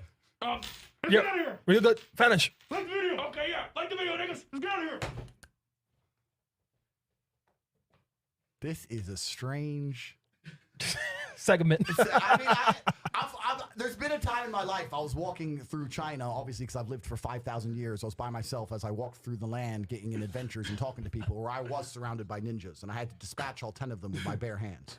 That has happened, and that has happened, and this is kind of reminds me of that scenario. But you guys are a lot more friendly than those ninjas. They had, Miami Aikido? they had, Miami they had Aikido? katanas. Miami Aikido? for Miami the people? Aikido. Miami Aikido. And if you don't know, Tate Confidential will teach you about Aikido. Aikido. Oh man. Guys, like the video, man. Like This the is- goddamn video, this guys. is We for got y'all, Andrew man. Tate in the house, man. Dropping bombs. And I'm dropping white claws. Can we give Tate his cup and cup was to Trey? Oh, yeah, yeah. Yeah, I need vodka. Yep. I need Oh, vodka. here's some more vodka. Yo, real talk. Where are you gonna find ninjas with a top level dude in one room? That's This is right. entertainment, man. That's right. This is number one. man. Even I didn't know there was gonna be ninjas. Like even I'm a bit like, oh, ninjas. Guys, like the video, sub to the channel. Follow Andrew Tate, Cobra Tate on Instagram. Also get his YouTube as well, Tate Speech, and then his vlog channel, Tate Confidential. And yo, real talk, Andrew, are you gonna fight Jake Paul? Listen, I will smash him up. Okay, let's talk two things about Jake Paul. Firstly, okay. right? So I challenged Jake Paul. I made a Jake Paul challenge video. It's on YouTube somewhere. It went really big on Twitter because I challenged him because he is a very fortunate young man. And he's fortunate because he's extremely rich, because he's allowed himself to become the biggest clown on the internet, and now he's famous, right? Because he's an idiot. But he has a bunch of money, so he gets to make a bunch of money from fighting. And the reason that upsets me is because most of the real fighters out here know it's a terrible career path. It's extremely difficult to make any money from fighting. There's so much luck involved, so much hard work, so much sweat. You're broke for so long. Most of the guys you watch in the UFC are broke. Like even the guys you can name are broke. It's so hard to get paid in fighting. And he's managed to get right there to the top from the beginning because he was already famous. So the video I made to him was saying, look, you keep insulting the game, but you've jumped in at a certain level because you're lucky. But if you want to fight somebody He wouldn't fight me because I'm not famous enough for him to lose to. Right. Because I'd smoke him. But I was like, you're going to come out here and talk like a fighter. There's a whole bunch of fighters out there who no one's ever heard of, who have no money, who would whoop your ass. You're not the best. You can go to Dagestan and find some kid who has no cash who would smoke you. And everybody knows it, right? So that was the video was about. And I said, look, if you want to fight a real fighter, you can fight me because I'm genuinely upset at you. On the other hand, part of me likes Jake Paul. Right. Part of me respects his hustle. And I want to make another point here. I put on Twitter publicly that he was going to smoke Ben Askren in less than a minute, about an hour before the fight. And everyone was calling me crazy. Askren's a fighter, did all this shit. I want you guys to understand something about Jake Paul. He is not just a YouTuber. He is a young man training with Canelo and Ryan Garcia. And with a lot of money and all the time in the world to train with the best camp in the world. He can box. The idea, he's smart. He doesn't say that. I'm just a YouTuber. But what he really is a student of the game who's 3 or 4 years into training with one of the best camps in the world, who has all the money for the best rehabilitation, the best diet, all that, blah, blah, blah. So he can box. I'm not saying the guy can't fight. But I'd still whoop his ass. but I would whoop his ass. But he wouldn't take a fight against me because when he loses, I'm not nearly on his level of fame, right? So like he lost to who? Whereas if he loses to Conor McGregor, it's no big deal. Well, he lost to Conor McGregor, who cares, right? That's what it's about. But yeah, it's still money for him. Yeah, it's money for him. But I'm not saying the guy can't. I'm not going to sit and say the guy can't box or he's just a YouTuber. That's marketing spin. Yeah. The guy can box. And let me say this as well about Jake Paul. Jake Paul's very smart because think about this, right? He has a massive audience, right, that follows whatever he does. So one thing he might be rapping that makes money because it's just a lot of listens, a lot of streams. But then boxing is a one-time fight. 10, 15 minutes, 50 million, 20 million, because one fight. But it takes a lot of bravery to do, right? Does. It takes a lot of This is what I mean. I can't say the guy. I know because I fought professionally. It's scary. Yeah. It is, yeah. It's scary. Every man would like to say they're a pro fighter. So why is not every man a pro fighter? Because it's scary. Yep. It's scary. So he has balls. But they are hand-choosing opponents, and he is with the best team and the best camp, and that gives you a lot of confidence when you have people around you who really understand the fight game. Because the fight game is show business. They do not want Jake Paul to lose. They want him to everyone makes more money if he wins. Of course. So when they chose Ben Askren, they analyzed Ben Askren's striking extremely effectively, and they worked out that he can't punch, and he's an idiot. He's always been a wrestler. And that's why I knew he was going to lose. And then they sat down for a 10-week training camp with the best boxers in the world and said, here's how you're going to smoke him. It's all planned. Like they do their best. So, yeah, but I don't hate the guy. I'd love to fight him, but he'd be an idiot if he fought me because I can fight. Yeah. Ben Askren can wrestle. I don't consider wrestling fighting. I don't. That's one of the reasons I never really. I stick with kickboxing because I signed a contract that paid more money at the time and it paid the bills. But the whole wrestling, jiu-jitsu shit. I mean, I know a lot of people do it. Let's talk about that real quick, Andrew. If someone wants to get into combat sports or get into some kind of combat to protect themselves in the real world type defense, what should they learn? Okay, so the whole BJJ thing, everyone loves BJJ and never shuts up about BJJ. Facts. BJJ. Let me tell you something. BJJ is absolutely useless outside of the cage or your dojo. It's useless on the street. What is BJJ for people that Brazilian don't know? Jiu-Jitsu. Oh, yeah. Cool. It's useless. You can't do a double leg takedown on concrete. You're going to fuck yourself up. Even if you do take him down to the ground, many submissions don't work if he can bite or if he can scratch your eyes or if he can pull a knife. Facts. Thirdly, you don't know if he has friends. You're going to take him to the ground, put him in an arm bar, and his friend's going to fucking kick you in the head or curb stomp you, and you're going to die. Yeah. True. Right? The number one rule of street fighting is stay on your feet. Yes. Number one rule. You might need to run. You probably should run. You hit a dude and he goes, run. You don't know, he might get up and draw. What are you standing around for, right? So rolling around on the floor with some dude is amateur hour. And all these Brazilian Jiu-Jitsu guys, every time I say this, like, no, BJJ, blah, blah, blah, blah, blah. You're a bunch of dorks. It's useless. You could take the best BJJ guy in the world, put him against two normal men to have a street fight, and he'd struggle. Yeah. He can't use what he knows because the other guy's just going to start hitting him, right? True. That's the first thing. Second thing I get here a lot of is Krav Maga. Krav Maga is the biggest crock of, you've watched too many movies where you think, oh, if someone comes at me with an AK, what I'll do is, and I'll grab it, I'll flip it. Like, if someone comes at you with an AK. I don't know what that is, bro. Woo, you're in trouble. And London's a perfect example, the stabbing capital of the world. When's the last time you've seen a single video of anyone get knife disarmed? And there's no such thing as a knife disarm. Someone's going to sneak up on you with a blade, you're going to get stabbed, and you're going to die, right? And you're going to die quick because knives are a lot more ruthless than people understand. Yep. You're not going to, this whole Krav Maga fantasy movie crap is garbage. If you want to learn to fight in the street, you learn to, I'm a kickboxer, and it's not kickboxing either because of the few street altercations I had, I didn't kick because I'm either in jeans or I'm on wet grass or there's people around. Kicks are a risk with balance, right? Yeah. Mm-hmm. You just smack a guy in the mouth. That's what you do. So if you want to learn to fight, you box. Yep. If you can throw a good 1-2, bum, if you can box enough, that's all you should need in your life. And after you hit him, get out of there before he either gets up or someone else from the crowd you don't see sucker punches you or the cops roll up. Just smack him and leave. Don't be afraid to run. There's been times in my life where guys, bang, he's out. I'm out of there before I even know what's going to happen. Like, you can forget the tough guy crap, right? Right. So you want to defend yourself in the street, box. That's all you need to do. Stay Anything alive. else is garbage. And stay alive. Yeah, stay alive. Rule 1 of life: do not die. Yep. That's rule 1 of life: do not die. This whole tough guy crap. I do drug the guy. I do BJJ. Da-da. And another thing, man, the hospital and the jails are full of ego. Hospitals, the morgue, jails, it's all full of ego. It's all ego to put all these people there, right? It's all ego. So you need to really, really strongly consider if you want to fight. I try my very best. I'm a peaceful man. I don't like to fight on the street. I've had to do it a few times. And when I say had to, I mean had to. If someone's going to really run their mouth to me and they're far away, I'm just going to be like, okay, you're right, bro. You're right. Sorry, you're right. I'm sorry. I'm going to be like, look, cool. If they're going to approach me, then it's on. If it's on, it's on, right? This is coming from a kickboxing champion, And by I'm the a way, world, guys. and I'm a world champion. And I'm a world champion, right? But you don't know who you're messing with. You don't know what he has on him. You don't know if he's ready to die right then, right there. Facts. You don't know if he's ready to do life right then, right there. Yeah. You don't know who he has else with him in that club, restaurant. You don't know who's gonna be waiting for you outside. You don't know. Is it really worth it to prove a point about how big a tough guy you are? Nope. I know I'm a tough guy, so I'm very happy to say to the guy, sorry, I'm really sorry you're offended. Okay, sorry. No problem, sorry. Because I know I've got in the cage. I don't have to, I'm not insecure. I don't have to prove nothing to nobody, right? The guy goes, oh, you can't talk to me that way. It's just stupid. It's amateur hour shit, man. Stay alive. It's crazy out here. Stay alive. So Andrew, you're a multimillionaire. Yeah. You also have crypto. Yep. You also invest in different investments. Yeah. So for someone that's a young person coming up, what is the best piece of advice you can give to them to make it to be successful? Right. So if someone were to say to me from absolute ground zero, how to get rich? All right. That's a good question. So I would say do 2 things. The first thing I would say you should do is develop a phone addiction.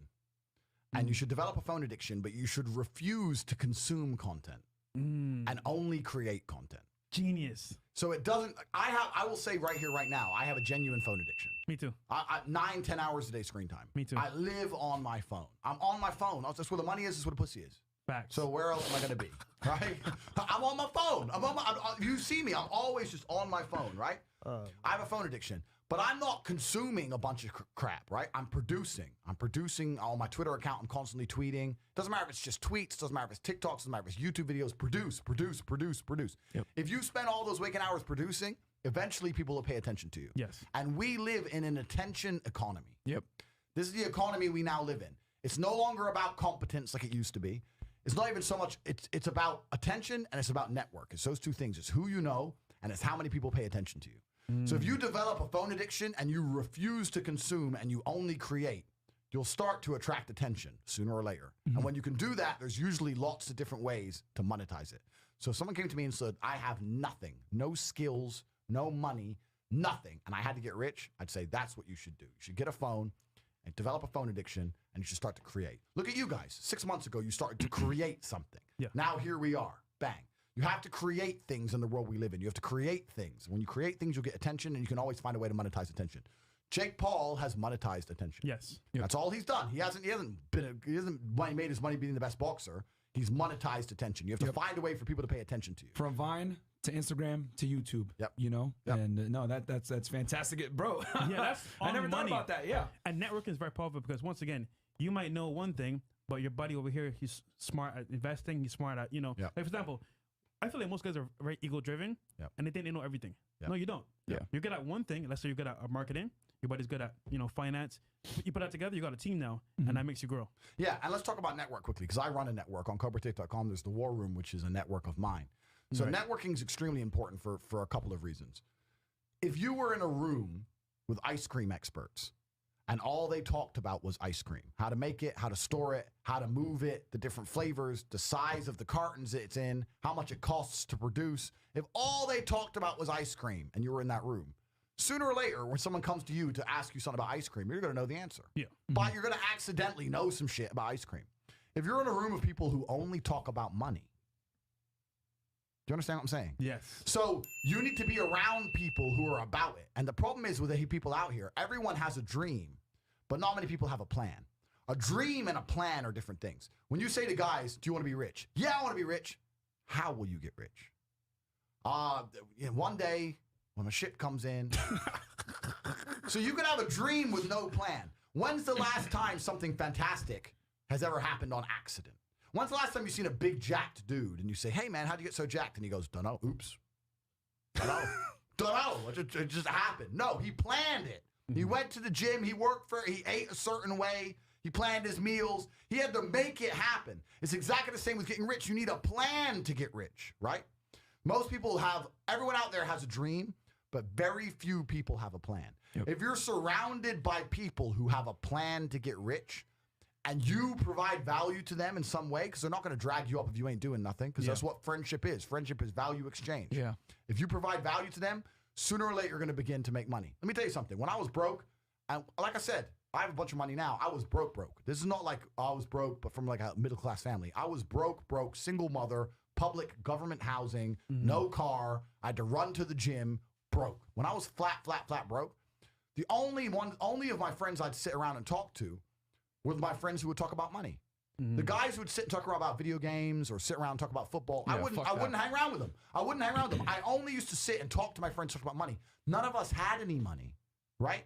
But if we walked into a coffee shop and we bought coffee, we would then sit there over our coffee and analyze, how did this coffee shop make us give them our money? Because that's what's happened. We've given our money to this coffee shop. Why? Did we really want coffee? Where is it located? Is it a convenient location? Is it because of the brand of the coffee? Is it because the waitress is cute?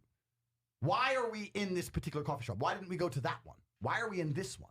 If we were to open up a coffee shop next door, how could we outcompete this one? What's the rent for this place? What's the margin on a cup of coffee?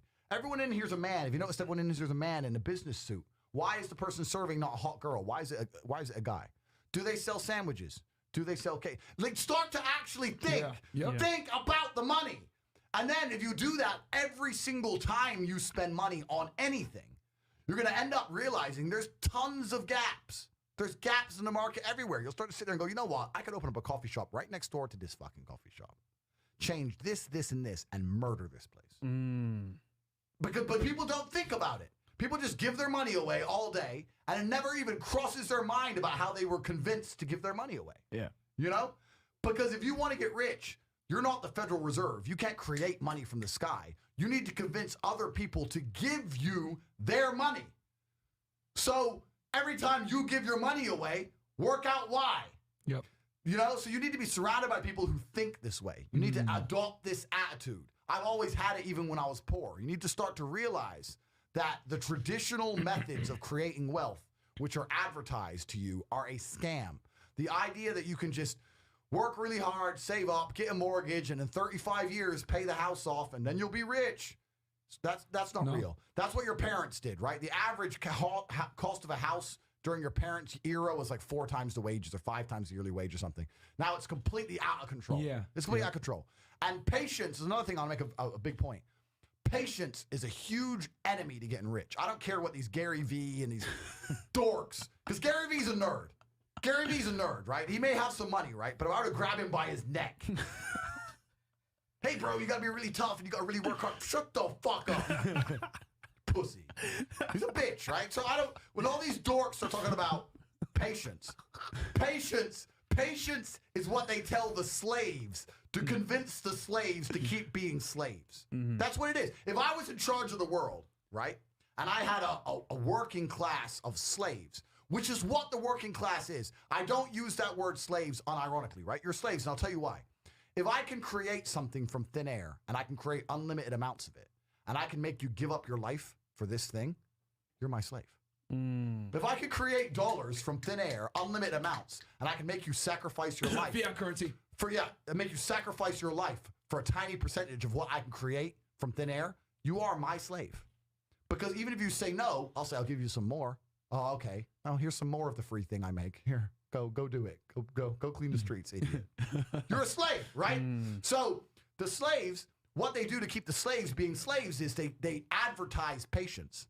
Don't worry. Here's what you do. You go to school, you go to college, you go to university, you get in debt, you get a mortgage, you get in more debt. You work really hard. Don't worry. Your life's shit now, but in the future it'll be good. Don't worry. A good day's coming. You might retire with a 401k. Keep working. Keep going, slave. You can do it. Patience is how they trick you into keep being a slave. Yep. I turned myself from no money to my first million in 2 years to 30 million 3 years later. That's how fast you can make money if you're about money. If you're about it, right? So I've never believed in patience. You got to forget the patience. You got to forget the people who Money don't. loves speed, man. Money loves speed. Yeah. You got to forget the people who aren't about money around you. It's got to be all you think about, all you talk about. You got to start producing. You got to start attracting attention one way or another. And if you do all those things, you will start to make some money. But next time you're sitting with your friends, this is a challenge for every single person watching this. Next time you're sitting with your friends, unprompted, come in, sit down, and just join in the conversation. Just join in whatever they're talking about. And after about 20 seconds, sit and think, this is bullshit. This is not going to make any of us rich. They're talking about this, that, this bitch, fucking football game, this guy. This is not going to make any of us rich. Yep. Nonsense. Eureka, I am wasting my life. Right? And that's what the War Room Network's about. Every single person in the War Room is a killer. We talk about a few certain subjects, and one of them is absolutely cash. And I'll tell you one more thing. With the modern world we live in and this virus, blah, blah, blah, blah, the time to get rich is running out. Yep. The time to get rich is running out. Slavery is coming, and you're not going to be able to escape. I don't want to rant, but I don't think most people realize that when they're printing all this money. Tell them, Andrew. When Biden is printing all this money, saying, we're going to give you a relief check, what happens when they print money from the sky is that the currency inflates, right? The currency is worth less, which means it's going to take more of said currency to purchase assets. This is what's going to happen. Yep. So the rich who own the assets, the value of their assets increase. And the poor with no assets, the ability to buy one becomes harder and harder as days go on because it's so much more expensive compared to their wages. The rich are literally getting richer and the poor are literally getting poorer in real time. Yep. You can see it happening. And it's about to be have-nots and have-yachts up in this motherfucker. And if you're on the wrong team, what the fuck? If you're on the wrong team, you're never going to escape. Yeah. These are some of the last years where a broke person can genuinely escape the matrix. You are running out of time. Forget that patience crap, right? You got to get rich now. Yeah. You got to get rich now. So I don't think a lot of people understand what's really happening. So if you don't get your act together, you're going to have trouble. And that's what the War Room's all about. And this virus has accelerated it, right? The richest people in the world have become so much richer since the start of Corona. Sorry, not Corona. What's it called? It's called? Bear bug. Bear bug. Since the start of Bear bug. And the poorest people have had their businesses shut down. Middle class has been decimated. The rich are completely fine. You know what? During Bear bug, I traveled to 17 countries. And I traveled to 17 countries with 2 tricks. One, I have 4 passports. And this is something we teach inside the War Room. We teach you how to make money. Then we teach you how to get multiple citizenships. Because you can no longer trust a single government with control over your life. If you do that, you're being an amateur. You're being an amateur if you say the American government decides where I can go. You could take my American passport right now, no problem. I got 4 more. I'm getting out.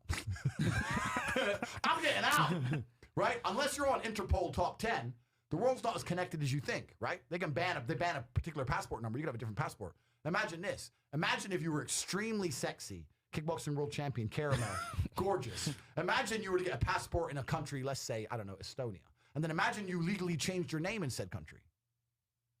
Now you have a perfectly legal passport with a different name.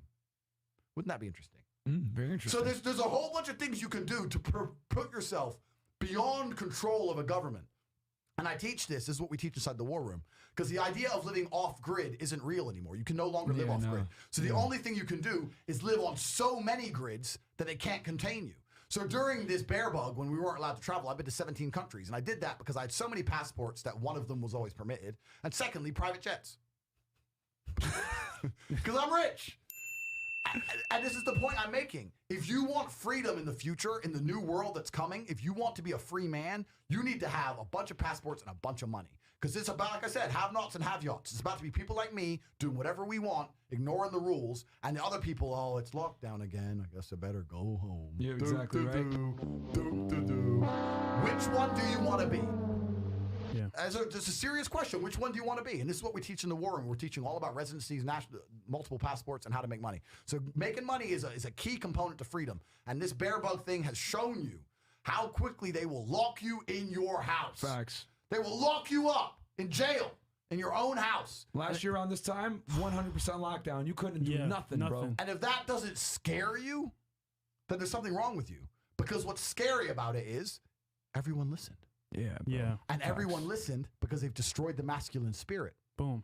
Because one man can't go riot by himself. I tried. When this bear bug thing kicked off, I put it all over Twitter, all over YouTube. I tried to inspire rebellion. I moved to Sweden. I lived in Sweden for 3 months. Oh, yeah, because Sweden was still open at the time, Sweden right? was wide open, no masks, no restrictions, perfectly normal life with a lower death rate than America. Explain that. Oh, we can explain it because the numbers are fake. But I was in Sweden, running around nightclubs, sleeping with Swedish girls, putting it all over YouTube, saying, look. But everyone was, oh, I can't afford to come to Sweden. I don't have the right passport to come to Sweden, blah, blah. That's your fault. This crap is just beginning. It was the beginning of a new age. Yep. And as a man, you need to prepare yourself for that. And if you're sitting there and you understand what I'm saying to you, because some people are going to listen to this right now and go, some people are going to listen and go, whatever. Some people are going to listen and go, yeah, he's right. But then in 10 minutes after this podcast finishes, go back to jerking off to Pornhub. and there's going to be a small percentage of people who go, you know what? This Tate guy knows exactly what he's talking about. I need to prepare for the new world. And if you do understand, that's when you join the war room, because that's what we do. And that's at CobraTate.com. And also, real quick, guys, because we're going to continue talking about money, but I will read these super chats real quick because I got a question for Andrew on the money. Okay, the Renegade Wingman. I got to meet Andrew and Tristan in LA a few years back. These guys are the real deal. Listen up to these knowledge bombs. Question for Tate. How'd you get the nickname Cobra? Be well, brother. Yep, we good. It was given to me. Cobra was given to me because I fight with my hands down. I don't fight. I fight like Adesanya. We fight the same. We fight with our hands down. I was a karate fighter traditionally. I did Shotokan karate. I have 3 black belts in karate, so I fought with my hands down. So they kind of called me Cobra because my hands were always down instead of protecting my face. Gotcha. I'm perspicacious. One of my favorite words. I believe in perception. I like to see things. I believe in seeing into the future. Everything I'm telling you now about Corona and multiple passports and needing money is because I'm a perspicacious individual. I played chess when I was very, very young. In chess, you have to see ahead. You have to see the board. 3 to 4 you have moves to ahead of see time. the position. What's the next move? What is he going to try and do? Right? That's what you have to do. You have to see. Chess is not about hiding your intention. Chess is about putting your intention together so solidly that they can't stop it. Right? So that when you play chess and you're losing, you know what he's doing to you. You just can't stop him doing it to you. Yep. And that's the world we now live in. If you have half a brain, you know what they're doing to you. You know they're destroying your income. You know they're inflating the currency. You know they're locking you in your house. You know they're destroying free speech. You know what's happening, but you can't do anything about it, right? So as a chess player, you have to try and find the best possible move on the board. And that's what we've done with the War Room. And sorry, to tie back in, yeah, it's perspicacious. I like my hands down. I would rather get punched clean in the face and see it coming than get half punched in the face and not see it coming. And that was a personal choice, a personal decision I made. Yeah. So as a multimillionaire, Andrew, you have multiple streams of income. Yep. Which obviously is how you protect yourself from being broke. Yep. What are some of those that you could disclose on? Obviously, you have your courses on CobraTate.com. Yep. What else? I know you opened some casinos up in Romania. Yeah, so I have casinos in Romania. I have 15 locations, so I own casinos now. Oh shit! Nice. Yeah, which is another really quick story I'll give you. I have a lot of stories. Am I telling too many stories? Let's do it, baby. No, We're am I here, telling too many stories? We're here, bro. Yeah, we spent hours watching your stories, bro, on Tate's speech. Yeah. So nah, man, go for it, bro. All right, yeah, The people cool. need to see this stuff. Cool. Hear this. So when I was broke, I used to go casino all the time. I know I shouldn't, but when I was broke, I needed hope. I needed hope, man. I'd rather go casino and go broke just for that 30 minutes of hope on the way there. Maybe I'm going to pull it off. You know, I needed hope. So I used to go casino all the time. And then I thought, if I ever get rich, I'm going to open one of these motherfuckers, you know? And obviously opening a casino is extremely difficult. I was commentating for a cage fighting show in Romania called RXF. I was commentating, and they try to cancel you on that too, which is funny. That's Yeah. another. We can talk about that. That's after another this. story. Go. Yeah. And I was commentating for it, and one of the sponsors of it is a casino company. And the casino owns these small casinos all around Eastern Europe. There's no live dealer. It's just arcade machine, like slots machines. And I went up to the owner, who's the sponsor. He was on the VIP table. I said, excuse me, that I want to talk some business with you, blah, blah, blah. Spoke to him. I said, look, I want to open some casinos. And he said, well, why do I need to open a casino with you? I've already got 400 locations. We're turning over 10 million euro a day. If I want to open a casino, I just take a picture of a location, send it in a WhatsApp group, and 2 months later, it's a casino. I don't need anybody. I was like, okay, I understand, but I want to get involved in this business. So one way or another, we're going to work together. He's like, well, if you can come up with something I'm interested in, let me know, right? So I was going back and forth with him for a year, and I was thinking, how can I get this guy to let me franchise his casinos? And eventually, I came up with the following battle plan, which he agreed to. I came to him and said, look, I'll pay to set up the entire casino with your branding, all my money, so you don't have to put in any money. I'll give you a percentage of turnover, not profits. Even if it's not profitable, doesn't matter to you because you get a percentage of turnover. Oh. And I will open up directly next door to your number one competitor. So I'll go to war for you with my money. Oh, shit. So I'm going to go right next door to your number one competitor with my money. You ain't got no risk for you. Even if it doesn't make any money, you're getting paid off the turnover. And it's just going to take some money from your competitor. I'm taking all the risk on this, right? Wow. And he agreed. He said, okay, let's do it. So when he did that, the casinos start to open. Then I thought, okay, so how do I get these casinos full? So my first casino opened up. We were doing okay. We were making a bit of money. And then I realized there was a Starbucks two doors down. I saw a lot of people going out to Starbucks. I was like, coffee. So I put up these massive signs saying free coffee. And I got us a barista, and I got us a big-ass coffee machine, Starbucks level, the best possible coffee machine. So, and the point was, why would you go pay $5 for coffee? You can come get free coffee with me. Yep. And gamble. Gamble your $5. You might get lucky. So that worked, because I'm a genius. Started to make a bunch of money. Then Bear Bug came. Yeah. Damn. So the casinos are currently closed in Romania, so I've been dealing with that. And this goes to show how you have to be adaptable, right? So since the Bear Bug thing came, because of the casinos, because I'm paying 15 leases, I have all these costs that I've lost maybe $4 million since the beginning of Corona. Damn, bro. $4 million.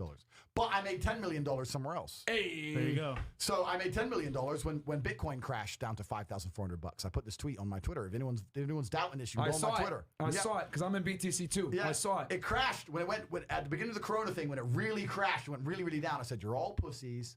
I'm buying $600,000 at $5,400 right now. And I think that's worth like 11 million. I haven't sold any of it, but I think I've still got it. So Holy shit. Yeah. So, but scared money doesn't make money, right? Facts. So I was just like, you got to go for it. There's Facts. a chance. So all in all, it's all okay. But so we got the casinos. I've got a few girls on webcam who I still manage, girls who've been with me Okay, for so you're many still in years. that industry. Yeah, I've got girls. I don't have an army anymore. I've got like a couple of my old school girls who've been working for me for 6 or 7 years. I got a question about that too after. Let's keep going. Keep going. They don't even need my help. I don't even do anything anymore. It's just a respect thing. I started them off. I got them there. I made them some of the best cam girls in the world. They do $50,000, $60,000 a month, and they'll give me 20 or 30% of it. Just out of respect. Like I've always worked with you. I've always worked for you. You got me here. So bang. So I still got that. We got the courses on CobraTake.com. I've got some real estate, some rents and stuff. So all in all, I do all in Romania or all in Romania, Poland, and Belarus. I do like 150, 200 grand a month. It's enough. Okay. that's lit. Yeah, it's enough. That's lit. Yeah, and that's it. And I already own everything. I don't have to spend it in anything but vodka. and Yeah, you booze. buy all your cars. You buy your cars cash. Yo, I'm curious though. When you're managing those girls, right? Was it stressful? That's what I was gonna All ask those about girls? the webcam. 'Cause- Tell us the dark 'cause, side dude, of webcamming. We deal with girls on the show, right? That alone is stressful. Mind you, Nigga. dating for the average guy is stressful. Stressful? So you actually having to manage them, bruh. 70 chicks plus? Anybody that deals with women every day, like us three here at the table, Yeah. knows that it's a headache, bro. Yeah. And for you, obviously, luckily for us, they're not like we're not dependent on them for income. Yeah. But like at one time in your life, you made your first million from webcam. For those that don't know, Yeah. Can you tell us what that was like? The how it made you, I guess, better with women, and what it was like to run a webcam Yeah. city with so- 70 plus women. Yeah, so this is what's really interesting, right? So this is why I don't really associate with a lot of the red pill content of the red pill guys, because a lot of the red pill is about how to have sex, right? Mm-hmm. For me, having sex was the very beginning of a long journey. Yeah. Right? Having sex was the easy part. That's when the game starts. That's when the Yeah. game starts. Now I need her to quit her job, leave her house, move in with me, work on webcam, do as I say, share me with other women, and give me her money. That's the hard part, right? That's the hard part of the game, right? And yeah, it was stressful. It was absolutely stressful. But as a man, you have to make sure you're not emotionally reactive to things, right? Because that's what they want. Women love to draw emotionality from you because women watch Kardashians all day and they're addicted to drama. Facts. They love drama. So if they piss you off and they get a bunch of drama, they're gonna want more. Right. So you have to kind of be ice cold about it in a very cool way, right? Because if you come across as emotionless, women don't also like that. So I was very much the song PIMP by 50 Cent. I really like that song because it shows he's very much about the game. If he wrote that, he must have consulted with some pimps or he must have friend, father, and confidant. It's positively inspirational and motivating person. That's what pimp stands for, right? You need to make her feel good. Yep. Why doesn't she do it for herself? Well, she does it for you because she feels better if she works for you. Yep. Right. A girl can do webcam and make $3,000 a month, right? Or she can come work for me and make $20,000 a month and get half. She gets 10 grand a month. Yep. But not only does she get more money, yeah, I get money, but she gets more money. But not on top of that, let's say she has a bad day on cam. Yep. That's hard for a girl. I got my tits out. I'm naked on the internet. No one even cares. Very true. It's upset, right? She'll come to me and she'll be crying. I say, why are you crying? Oh, no one cares about me. I'm ugly. I said, no, you're not ugly. There's a huge football game on today. Lie. Not even true. She's like, really? Yeah, there's a massive game. Everyone's quiet. All the girls are killing it. Aren't doing anything. You did the best. Really? Yeah, you did the best. Let's have a drink. Make her feel better about her life, about herself. Make her feel happy. Smooth. You're providing happiness, right? That's what you're doing to make them work for you. Yep. But it absolutely is stressful, and you have to find girls who are about it, right? You have some girls who are complete idiots, and you have to get rid of them. But yeah, it is a stressful thing to do. People think like you're living like Hugh Hefner. It wasn't like a big sex fest. Like I was just all I was doing is ha ha ha. I have this money. I'm having sex. No, I was very serious about my job. I was very serious about the money, and it was money first. I was never in it to be ha ha. I have all these chicks. I was never thirsty. I was never none of that shit. It was all about the money. I was a professional. I was a professional. It was a very professional outfit. But yeah, it was stressful sometimes. But you just had to be like, look, if you listen to me, I can make you a rich young lady. And if they trust you, if you exude competence and they truly trust you, like a father, they'll begin to listen to you and they'll just start. And the ones that make the most money are the ones who eventually just blindly say, if Andrew talks, I listen. Respect. It's a respect thing. And let's talk about that real quick because I agree with you 100% on that. That a lot of the time, the women that make the most money on OnlyFans, webcam, whatever it may be, typically they're managed by a man. And I say this because men and women look at money very differently. Yeah. You know, women look at, I feel like women, not even I feel like, I know that women look at money as a means to an end. Oh, I made $1,000 today. I could buy these shoes. Yeah. And then they go about, they make enough money to do what they want and they don't really care about anything else. Women care about money because it's a means to an end to get the experiences they want out of life. Yeah. Men make money to conquer and become better. Completely. And they associate their status to that money. Yep. So I've noticed that women that make the most money typically have a man in the background controlling their situation. It doesn't matter if a woman wants to be an OnlyFans girl or a prostitute or a lawyer or a housewife. She's always going to do better if a man's in charge of her life. Yep. Doesn't matter what she wants to do. Well, doesn't matter what she wants to do. And that's toxic. Just a fact. Call it toxic, but it's a fact. Yep. And you're right. All of the best webcam and OnlyFans girls in the world, all of them, and this is my industry, so I know, all of the best, a man tells them what to do. Facts. And a man tells them what to do because a man is more ambitious. Like you said, it's the first thing. A man understands how men think a little bit better. Yep. But on top of that, I'll tell you something. If I had a girl who made $1,000 in her first hour, she would think, I only have to work an hour a week. Whereas a man will think, you can make $12,000 a day. Boom. And that's the difference in mindset about it, right? So the girls who would quit, the odd girl who would quit for me and try on herself by herself, she would never make a fraction of the money she made for me. Yeah. They didn't have the discipline. They didn't have the emotional stability. They didn't have the ideas. Especially if she's young and hot. She's more concerned with like going out and partying, drinking, putting on nice shoes. Yeah, and doing dumb shit. Women live for the moment, man. Yeah, that's right. Men tend to look a little bit more long term when it comes to money. You look at 80% of the people that consume, it's women. Yeah. You know what I mean? Men create, women take. That's just the reality of the world. So women that make the most money, any chick I see on OnlyFans that's like has a blue check and verified all that other stuff, I already know this dude manager 9 out of 10 times. Even the girls on the late night show, strippers, they've been there for 10, 20 years still stripping. Why? Yep. You should have been got out by now. Yeah, facts. What are you kind of money you're making? Like making 10 bands a week and stuff. You should have been gone. You can make $1,000 in the first hour. Yeah. But then I made my money. I'm going home and chill. Yep.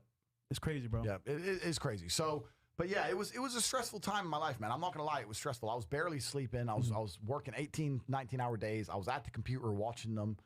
I'd be every time I'd critique their show, like in a very positive way, but I'd tell them what they did right, what they did wrong. When they were talking to the guys, what they said was right, what they said was wrong. Constantly managing fucking arguments between the chicks. You're like a huge HR department, and you are. And then all these chicks are in love with you, right? All these chicks are in love with you, so you have to be very, very careful with certain things. So at one point, when I had an army, and then when you have an army, the girls aren't with you for love. The girls are with you for money. So you're taking a much smaller percentage, and they're much more likely to leave. And when girls leave, they have their little cliques, and there's always exoduses, right? There's always one takes 10 with them. And I fucked that off, and I got rid of my army and went down to my special forces. And I had these 4 girls living with me. It was me and 4 chicks. They were in love with me. It was me and 4 girlfriends living in one house. And we were making money. And when you're living with 4 women, you have to be very, very careful of amazingly small things. You'll pour champagne and you'll pass a glass. Whichever girl you pass it to first, the other 3 are pissed. That's how women think. If you sleep in bed and you roll over one way and you hug that bitch, ooh, it's on. You never hug me. You always hug that bitch. So it's stress. This is real pimp stuff. It's stress, right? It's stress because you have to start being very, very regimented and very, very careful about normal actions. How you move. I learned to sleep flat on my back. Like I could sleep just like boom, bitch here, bitch here, bitch here. Bang. I don't move. But you learn these things, right? You learn to pour the champagne and let them pick up their own glasses. You learn to make sure that you always have a boy with you in the front seat, or you put your bag in the front seat of the car and they're all in the back together. You have to. It's like a bunch of shit you have to like learn and internalize. Not to mention when you're banging, who you're gonna jizz with and all that other stuff. Like that's a whole other game. It's a mess. It's a mess. And another thing about it is if we're gonna. This is the Fresh and Fit podcast, so we can be ruthless, right? The guys, this is it, babe. The guys who want to know the truth of the game. Keep it raw. The guys who want to know the truth of the game is that the difference between pimping and red pill stuff, whatever. The red pill stuff, the goal is to get sex. In pimping, you use sex to get what you want. Boom. So I would only have sex with women if they performed well on cam. If she did well on cam and she was making a bunch of money, she'd be rewarded with attention from me. That's why she worked for me. The harder I work, the more money I make, the more Andrew likes me. Right? So if I have to give a girl a bunch of attention and I have not much time in the day, how do you focus as much attention as possible into an hour? You fuck. Right? So who I had sex with was completely dependent on who was paying me the most money. But that's why you can't be thirsty. Because sometimes it's not the hottest bitch. Sometimes it's that hot one. You're like, And real talk is the average chicks that make the most money. Yeah, like, I don't know, fuck this average ass. She got big. No, so they go next door. Yeah, you got to be ruthless about it, right? So the pimp game is not for the average man because most men are too thirsty. They're not about the money. They can't deal with the emotionality of it. You have to be a really strict, regimented individual. And it was stressful, but all in all, I have a bunch of cool stories. And the truth is, besides a few idiots, every single girl who worked for me was a really nice girl. And I'm glad a bunch of them made money. A bunch of them are rich now. But I have girls who are like 23 and retired for life. Nice. So I'm happy. It was a happy. I want to say this real quick. Guys, we got 5,000 plus live viewers right now. Guys, we only got 3,000 likes. Like the video. What? Get us up to 4,000 likes. What are we at right now, Chris? We will stop the show if we have to. This is too much heat. Someone said, I can't believe that this is free.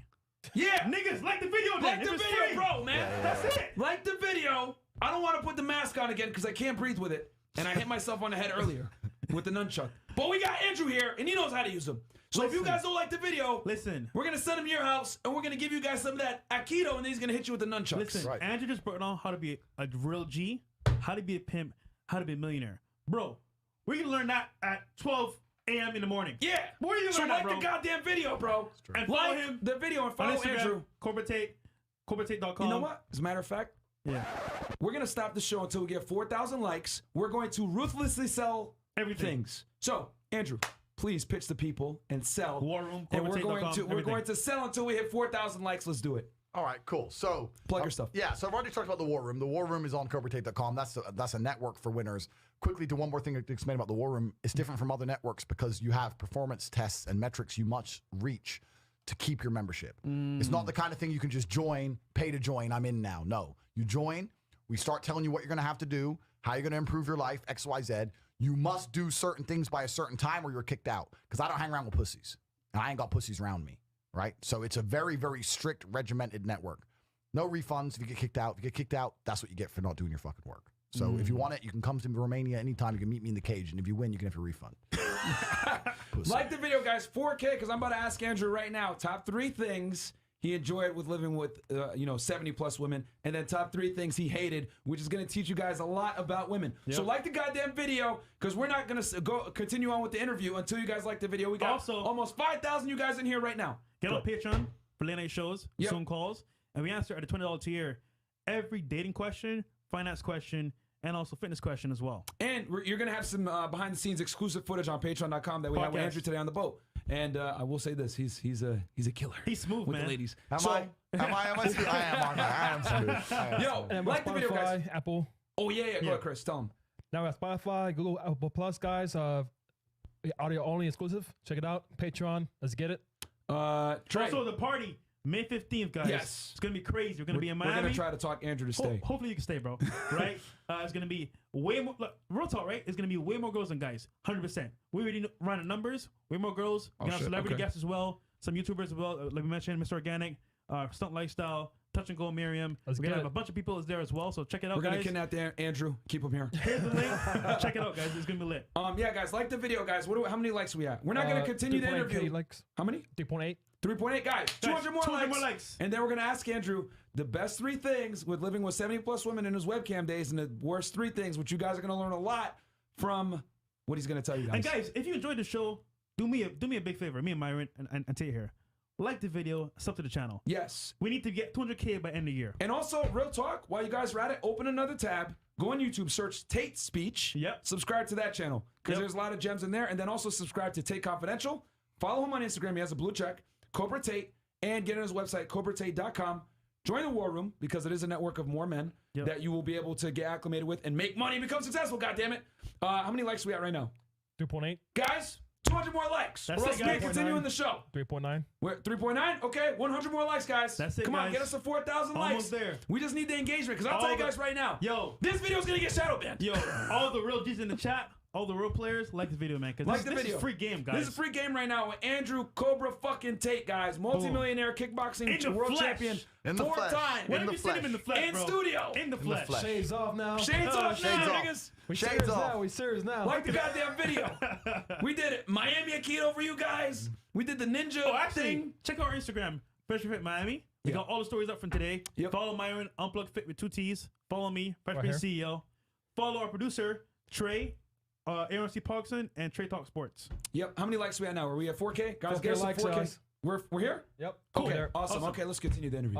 We guys have some chat. Some super chats. Okay, we'll hit the super chats, then we're going to hit RP Mike, $50. This podcast has had many pivotal shows that have led to exponential growth.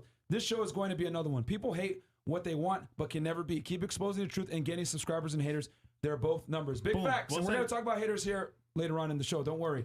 And then we got Sydney MGTOW here. Australian. Tate knows what the F is up. Big facts. Thank you, Sydney MGTOW. Down under. All the way from down under. Shout out to Australia. So, Andrew, can you tell us the top 3 things that you, I guess, liked living with 70 plus women, and top 3 things that you hated, and things, maybe some other things guys might not know about living with women? Okay, so I don't know if I have 3 of each, but I can tell you what I liked and what I didn't. Okay, yeah, let's do it. Yeah. So I genuinely liked feeling responsible for all of these women. And I mean that in a very masculine, very fatherly way. I genuinely liked being in charge, but not in a power trip way. I liked feeling responsible for their success and for their happiness. I enjoyed that. I enjoyed that the girls came to me with any problem. Friend, father, and confidant, right? Whether it was work or otherwise. I enjoyed the fact that they would come to me and they really believed I could fix anything about their life. Any problem. And they'd come to me, and I enjoyed that responsibility. And I enjoyed being very, very good at fixing their problems. I enjoyed that responsibility. I enjoyed making a whole ton of money. That's another thing I enjoyed doing. I enjoyed that. Another thing I enjoyed about the whole webcam period of my life is females are amazing for status signaling. There's another thing. There's another thing another thing men don't realize. One of the reasons I am now so well connected in a country like Romania, which is extremely difficult to penetrate and is mafia ridden, is because when I first went to the club in Romania, I thought, me and T went on our own to try and get some girls, and we sat there and realized every single chick was on tables with dudes, right? And you have one fat old dude and like 30 chicks. It's like, how does this fat old dude have 30 girls? Damn. Some mob boss or some gypsy king or whatever, right? So we're like, okay, so that's how it works here. So we don't want to be the stupid foreigners. So then we got our cam girls because we still had the cam business then. So when we went to the club the second night, the 2 American boys walk in and we bring 30 of our girls. Boom. Yeah, bam. So now the big bosses in Romania are like, who are they? You know, so it's amazing for status signaling. And that's one of the things I kind of wouldn't say miss, but I'll give you another example. I recently, not to brag, I recently bought a Bugatti Chiron, right? For $5.4 million. Is it a red or a yellow one? It's red, $5.4 million. Boom. So I bought a Bugatti Real nigga Chiron. money right there. Bought a Bugatti Chiron. So I put the order down and paid all the money. It comes in October. And the main reason I bought the car is not to drive the car because I wanted access to Bugatti events. There you go. Network, net worth, right? Yep. So I'm going to hang around with Bugatti owners. And we're going to drive through Argentina and we're going to talk It's business. very difficult to get one of those cars, guys. You Bro. thought Ferrari was tough. Yo. Yeah. Bugatti is a whole other. See what he did right there? That's a power move and play for networking. Yep. He All about paid- the network. He paid a price to get access to good people he never would get before. Yeah, that's what it's all people about. think- I don't even give a fuck about the car, right? Yeah. For me, it was literally how fast can you really drive, right? I've got some of the fastest cars in the world already. Yeah. It's no car on earth is worth $5.4 million. It was for me, but the people you will meet is worth Yes, $5.4 there million. you go. Yeah. So I want access to Bugatti events, right? You'll get So- rich simply by having the car Oh in yeah, itself. I'll get the car back. I'll get the money back, right? It's free, effectively. So after I put my order down, I went to my first Bugatti event about 4 months ago. And I was sitting there, and I came with 2 blondes, 2 Ukrainians. Nice. Right? And they could, and the thing is with a lot of girls are paid, right? But they could tell just by the mannerisms, they could Yes. smell these girls are Yes. not paid for. Yes. These girls love this man, right? So I was the poorest guy in the room because I'm surrounded by billionaires. But they all wanted to know me. They're like, who is this cat from Romania? These girls, they're both your. One guy even said to me, who are they both? I said, they're my wives. He's like, you're Muslim? I'm like, no. But that's the status signaling of beautiful women Yeah, is no, complete. facts. It's underrated. It's priceless. It's underrated. The richest man in the room is the man with the pussy. And beautiful women are the true currency of international ballers. Everyone has Ferraris, everyone has Rolexes, blah, blah, blah. But if you're the dude with the most beautiful women and they are loyal to you Yes. and they won't talk to any other man and they only do as you say, you're rich. Boom. That's the key because these other dudes got to pay for it. They have to pay Yep, for it. we got- They're pay not for it. getting burning genuine. A lot of these Yeah. rich dudes have zero game. No, They don't yeah, get zero burning game. genuine desire. Zero game. They get no genuine desire. So I'm sitting there talking to oil sheiks, Russian oligarchs, all these big boys, and they want to know me. Yeah. They think I'm the cool guy because I brought 2 19-year-olds who were dumbasses. Yep. But this is the truth of the world. So one of the things I miss about my webcam days is I used to be able to flex with 20 girls, 30 girls deep. Yeah. That was one of the coolest things about it when I could say, where are we going? Okay, you know what? All right, is it safe? Is it secure? Is there going to be too many dudes hitting on the... Am I going to have to get in a fight? No. Okay, but you know what? Let's bring everyone. Pull up. Tristan, and like, have you seen Leon the Professional? Have you ever seen that? Have you seen that movie, Leon the Professional? Oh, man. In Leon Professional, they go to get him, and the police officer says, bring everyone. And they say, everyone? And he turns around and goes, everyone! He goes, loses his mind, right? So me and Tristan have this joke, and I say, bring everyone. He goes, everyone? And I go, everyone. Yeah, so we bring every chick to a venue or a location. That used to be cool about it. The things I disliked the most about running a webcam studio, I did not like, I'm telling you, a few months in, I hated having sex with these chicks, man. Because it got to the point where literally I'd wake up and go, you know what? 7 of these bitches have done well. I had to fuck 7 girls in the next 3 hours because I got shit. And it became a sport. It's just like I can't fuck 1 because then the other 6 will get upset. I can't fuck none because then they all get upset and don't work. I got to fuck all 70. I've got 3 hours to fuck all 7. Damn. Okay. Shit. Shit. Let's go. That's right. You gotta do it. Andrew, did you make them come? Please. Come on. Come on, bro. You think they're working for a man who ain't gonna make them come? Come on. They ain't giving me millions for nothing. Right? Let's make that clear. But yeah, so the sexual thing, I'm not saying I didn't enjoy sex, but there was definitely times where the sex was a pain in the ass. No, of course. And then also women have this amazing ability. The other thing I'll say I didn't like is that women have this amazing ability to be exceptionally petty. So if I'd say, look, all you girls have done really, really well this month. We're all going to go to the Maldives. And they go, I don't want to go Maldives because this bitch doesn't deserve to go. I don't like her. I was like, yeah, but you're going. Why are you worried about her going? You're going. I'd rather not go than her go. They'll cough their nose to spite their face. They'd rather nobody go to the Maldives than go with that girl they don't like, her get to go to the Maldives. It's just such petty bullshit. Yeah. Damn. And they can't see bigger pictures. I'm like, look, we're making millions of dollars. You were broke, I was broke. We're all rich now. I'm trying to take you to the Maldives, to a beautiful island resort. Can you just calm the fuck? Well, she said to my lipstick that, you know what? All right, fuck you. Everyone log in. Fuck this then. No Maldives. So I'll go to work. Because that's how they are. So that was a bit annoying. But besides that, all in all, it was a good period of my life. I'm not, like I said, I'm not so big in the game anymore. But yeah, it made me rich, man. It was my first $1 million. So that was a big deal for me. Dude, he just dropped so much gems in one. Yeah, bro. No, speech that's there. That's a full-on Tate speech. that's a full-on Holy Tate speech right smokes. there, bro. Like, cause I mean, the thing is, because like from our perspective, right? Because guys, you know, they'll DM us, oh, Fresh and Fit, you guys are always around girls, man. That must be so awesome, blah, blah, blah. Nah, bro. It's not all awesome, dude. Positives and negatives. And there's a lot of negatives, bro. Yeah. And I always wondered, yo, why do girls always have guy friends? Then it hit me when I started dealing with them all the time. Because dealing with other women is annoying. Yeah. Like, I could only imagine why so many women either have very small groups of female friends or they just deal with guys exclusively. Because there's so many passive-aggressive, you know, moves and everything. Just jealous, like pettiness, like you said. and petty, and it's a pain in the ass. It's a real pain in the ass. But all in all, I've got 3 girls who still work for me now who have been with me for over 6 years, and they're all really cool, really nice girls. And you've jumped, if you could talk about it a little bit, like you've jumped into the OnlyFans space too, because you migrated. Obviously, you know, with the times you've changed, you did webcamming, you mastered that. And then I've got 3 girls in the top 0.1% on OnlyFans, and then through that they've also got their affiliate link, and they've signed up a bunch of other girls under them. So all in all, I'd probably say I have maybe 100 girls in the world. A lot of them I've never met, but through Instagram who are working through your women, women, who were paying me money from OnlyFans. Yeah, my man's doing an MLM on OnlyFans, never marketing. Listen, man, the one thing that you have to get involved in industries that are never going to run dry, right? Yeah, facts. And simping is never going to go anywhere. Facts. Simping will pay me till I die, right? As long as I can get a beautiful woman to listen to me, simping will pay me. So, and what do you have to say for your naysayers out there? Like, hey, Andrew, you're a jerk. You got these simps paying these girls money. Aren't you supposed to be alpha? What's your argument to that? Yeah, you know, a bunch of that. I've had a whole bunch of people from the right side, like this side of the space, come along and say that I'm morally degrading and that's better for, you know, it's bad for the society, the tradcon shit, da-da-da. Look, if you sell alcohol and an alcoholic walks in and you refuse to sell him vodka, do you think he's going to stop drinking, or is he going to go buy vodka somewhere else? He can do it somewhere else. So what am I going to do? Shut down and lose all my money? You think it's going to stop simping? You think it's going to stop anything? You think he's going to fucking change?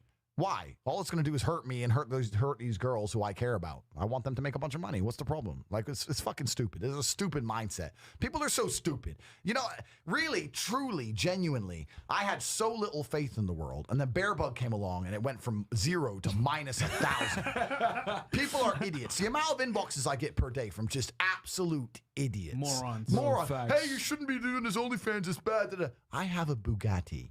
Fuck off. Don't tell me what to do. Like, oh, yeah, you're going to tell me what to do. Like, on what planet are you going to try and tell me what to do? People are stupid, man. Yeah. Losers, haters, people that have never, like, accomplished anything out here trying to tell you how to live your life. And what's your message to the haters, by the way? Because there's a bunch of drama out here in the sphere and all this other stuff where I think it's dumb. Men should, like us, should be collaborating because the world already attacks dudes like us. Why are men that's supposed to be working together have drama about the dumbest stuff? Facts. Like, so okay, let's talk about the manosphere. Fuck it. I'm gonna do a spin. I don't know why I'm gonna do a spin because this is important. I'm gonna do a spin. All right.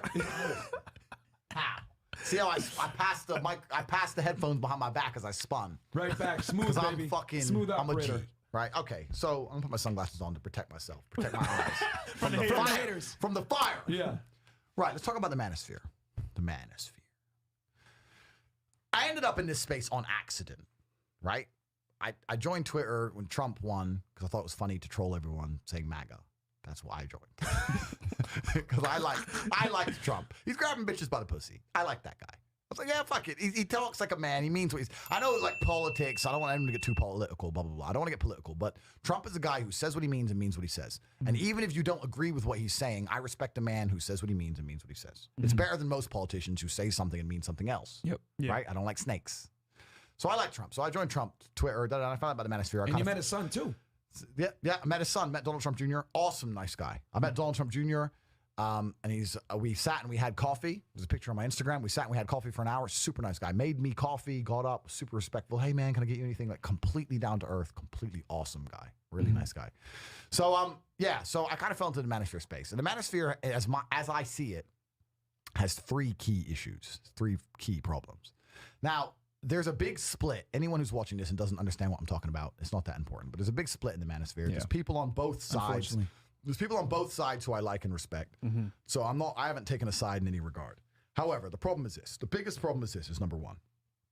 The truth, when you are searching for the truth, it's always in between 2 opposing viewpoints. Mm-hmm. Viewpoint A, viewpoint B. Yeah. And the truth is somewhere in between. It may be closer to one than the other. It may be dead in the middle, but it's somewhere between them. It's very rare that the truth is absolutely one point and not the other. Yeah.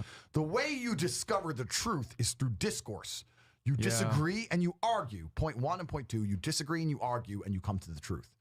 If we're supposed to be a manosphere of men, why can't we have people who disagree disagree on a broadcast in search of the truth, and then shake hands afterwards and move on with their lives? Why has it got to be so petty? Why has it got to be so tribalized? If you don't agree with everything that's in this book, you don't get to talk to me. What kind of masculine manosphere is that? Why can't I say, I disagree with this whole chapter? Let's have a podcast. Wouldn't that be better for the knowledge, the search of knowledge?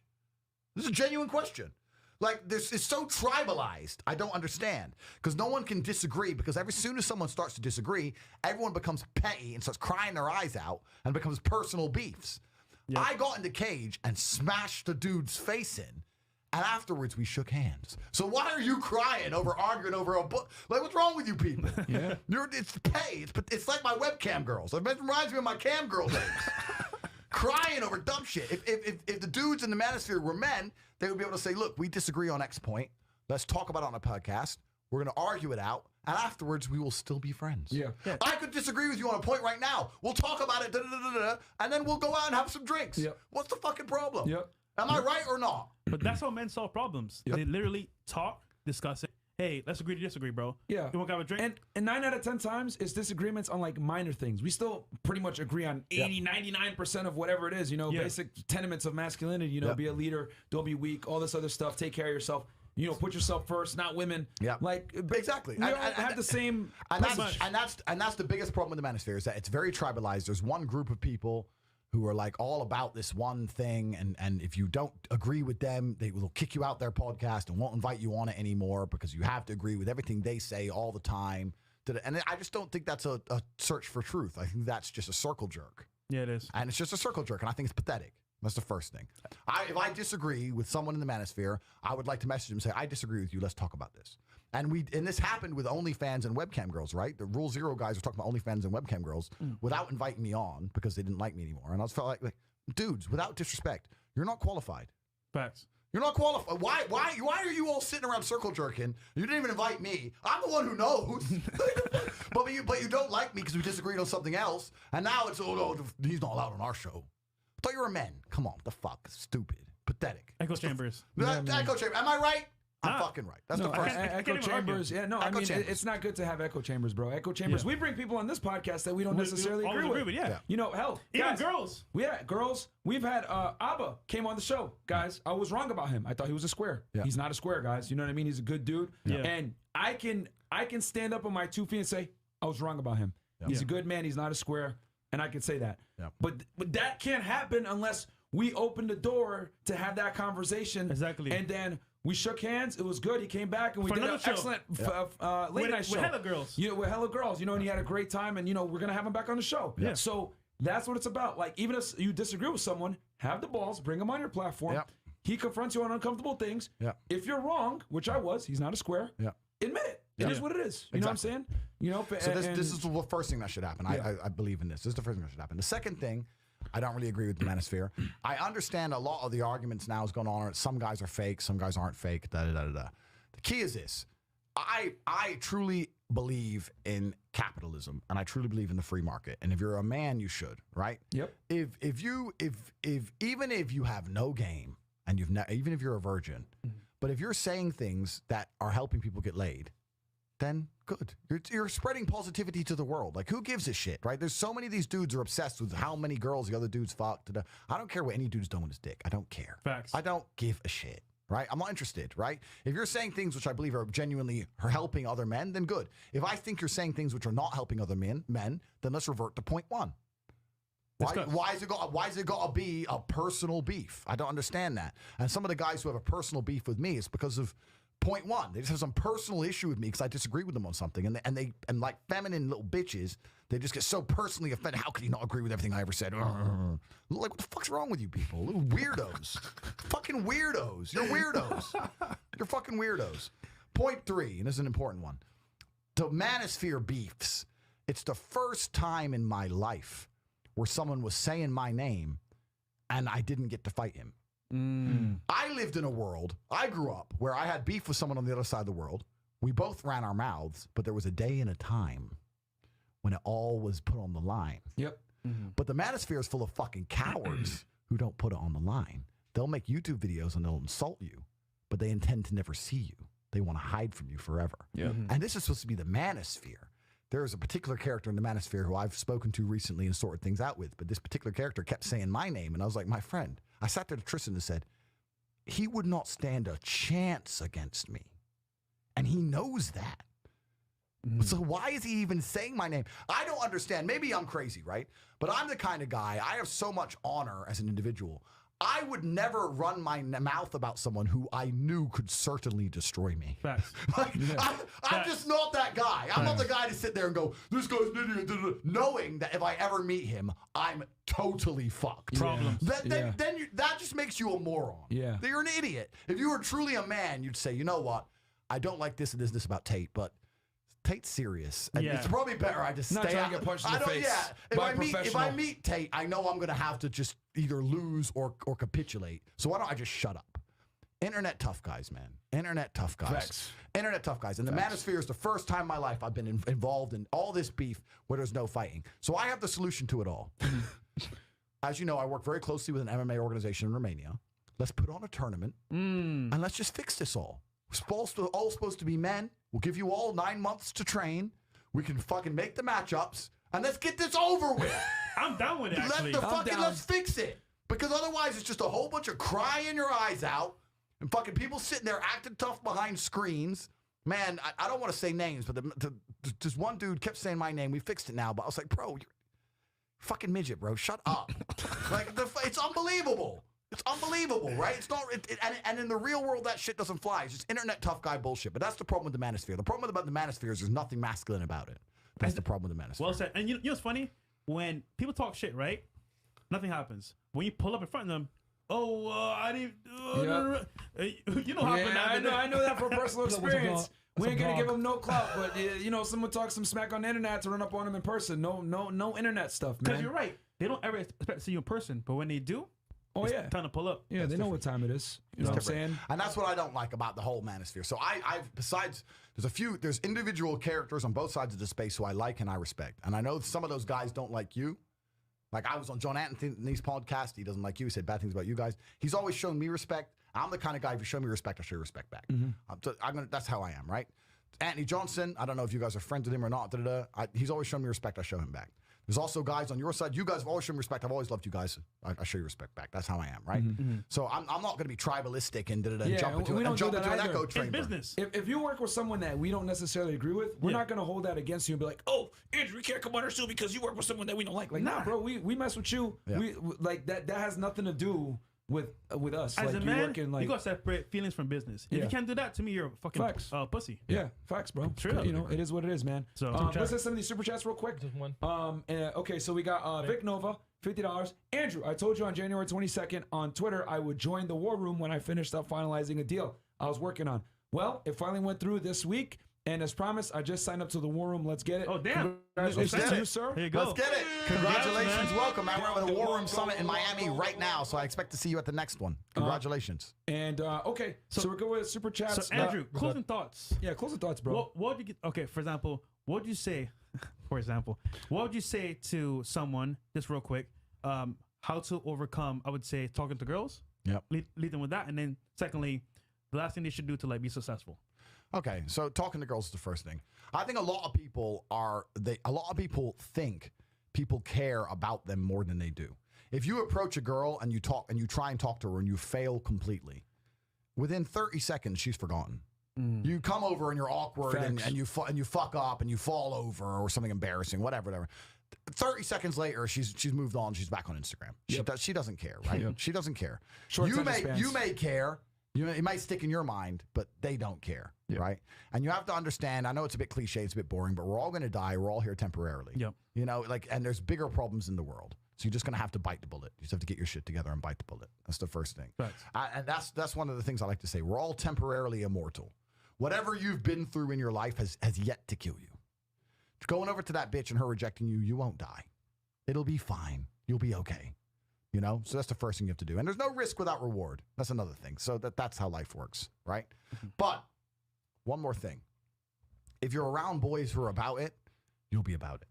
If every time you go to the club, your boys are constantly going up to girls, you're going to end up going up to girls. Facts. If your boys are a bunch of bitches, you're going to be a bitch. Facts. We, as men have always existed in armies and gangs. Since the dawn of human time, men's have always existed in armies and gangs. That's what men did. So you have to choose your army, choose your gang. That's how the normal masculine male role is in a gang.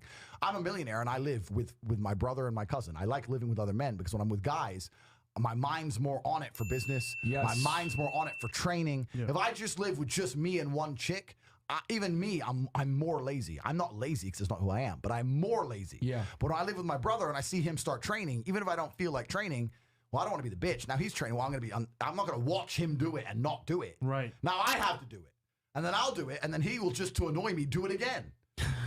Literally, this has happened. This happened last week. He'll do it again, another hour. And I'll be like, well, I can't be the punk. I'm the older brother. I got to do it again. Yep. Right? So you push each other, right? You push each other. Accountability. You push each other. Yep. So it's the way of the gang. So if you're really scared of going up to girls, then you need to have a conversation with who you hang around with. Why? Are they all scared? Are you talking about money? Probably not. Scared of going up to girls, not talking about money. What are you doing? What are you doing with your life? Damn. So, you need to really consider that. Rolling with cowards, because being afraid to go up to a girl is cowards. Rolling with cowards is a much bigger deal than being with girls. Rolling with cowards can get you killed. If you're rolling with a coward and 5 guys come up to you and it's you and your boy is visibly afraid, he's making your enemies braver. Yep. He's giving your enemies power. Yep. So rolling with cowards is a bigger deal than girls. You need to be surrounded by killers. You need to be for your own safety. I'll tell you a very, very, I have so many fucking stories. Let's do it. Let's do it, Andrew. All right, It's very your show, quick story. bro. Come I on. was 18. I was 18 years old. I had this girlfriend, right? And her ex-boyfriend was really upset, still in love with her, and he called a few of his boys, and him and 3 of his friends, 4 of them came around the house with hammers to her house, and they all had hammers. Oh, shit. And they came outside her weapon house. choice. They came outside, hammers. Want to fix some shit? At least it wasn't machetes. Yeah, This is England a long time ago. Now it would be machetes, right? Yeah. But it was hammers. They knock on the door. Carrie was her name. Carrie's like, Daniel's outside and they got hammers. Da-da. And I was with my friend Tony. And I was like, well, it is what it is. So we went out. I was like, what the fuck's your problem? Blah, blah, blah. So I start arguing with him. And the guy goes to me, look, I just want you to say sorry. If you say sorry, we'll leave it. I said, sorry for what? Fuck you. I ain't sorry to you. Sorry for what? Right? So I'm arguing with the guy. And then Tony, my friend, goes to me, hey, man, maybe you should just say sorry. He's supposed to be on my team. And by saying that, do you understand how much power you've given the people who are threatening our lives? Facts. Do you understand? And I turned, swear to God, he didn't expect it. Because he didn't expect it from me. I turned and I pushed him on the chest. And he went flying, he fell over. My own boy. I pushed my own boy. I have to eliminate the coward on my own team before I fight to give myself a chance to win. That's how detrimental a coward is to your capability. Yep. I pushed him over. And when those 4 guys saw me attack my own friend, they were like, they didn't really want it anymore. So they walked off. And after the scenario, Tony goes, what the fuck was that about? I was like, no, you're a bitch. Me and you are never going to talk again. Me and you are never going to talk again. You're a fucking bitch. That could have been life or fucking death. We're supposed to be boys. We die together. The fuck is wrong with you? Yeah, that's true. The fuck is wrong with you? Am I right or wrong? So if you're the kind of guy who's rolling with cowards and you're worried about girls, you got bigger concerns. Facts. My friend. You have much bigger concerns. I'll tell you something. Anyone I roll with, anyone I'm close with, if you come up on us, we are all dying or we're all living. That's how it is. One way or another. I've been everywhere. I've been to Iraq. I've been Syria. It's all on my Instagram. I've been to these places. And me and Tristan shook hands on the plane to Iraq, looked each other in the eye and said, we both die or no one dies. It is. I ain't living knowing I let my brother die. Yeah. You understand me?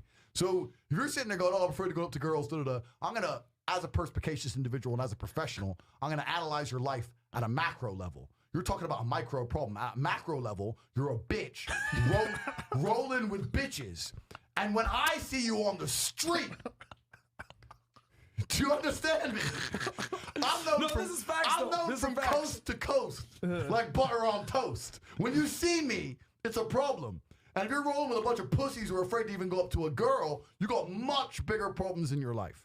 Once again, that's network. So that's the answer to the question if you're afraid to go up to girls. You need to be hanging around with some fucking G's.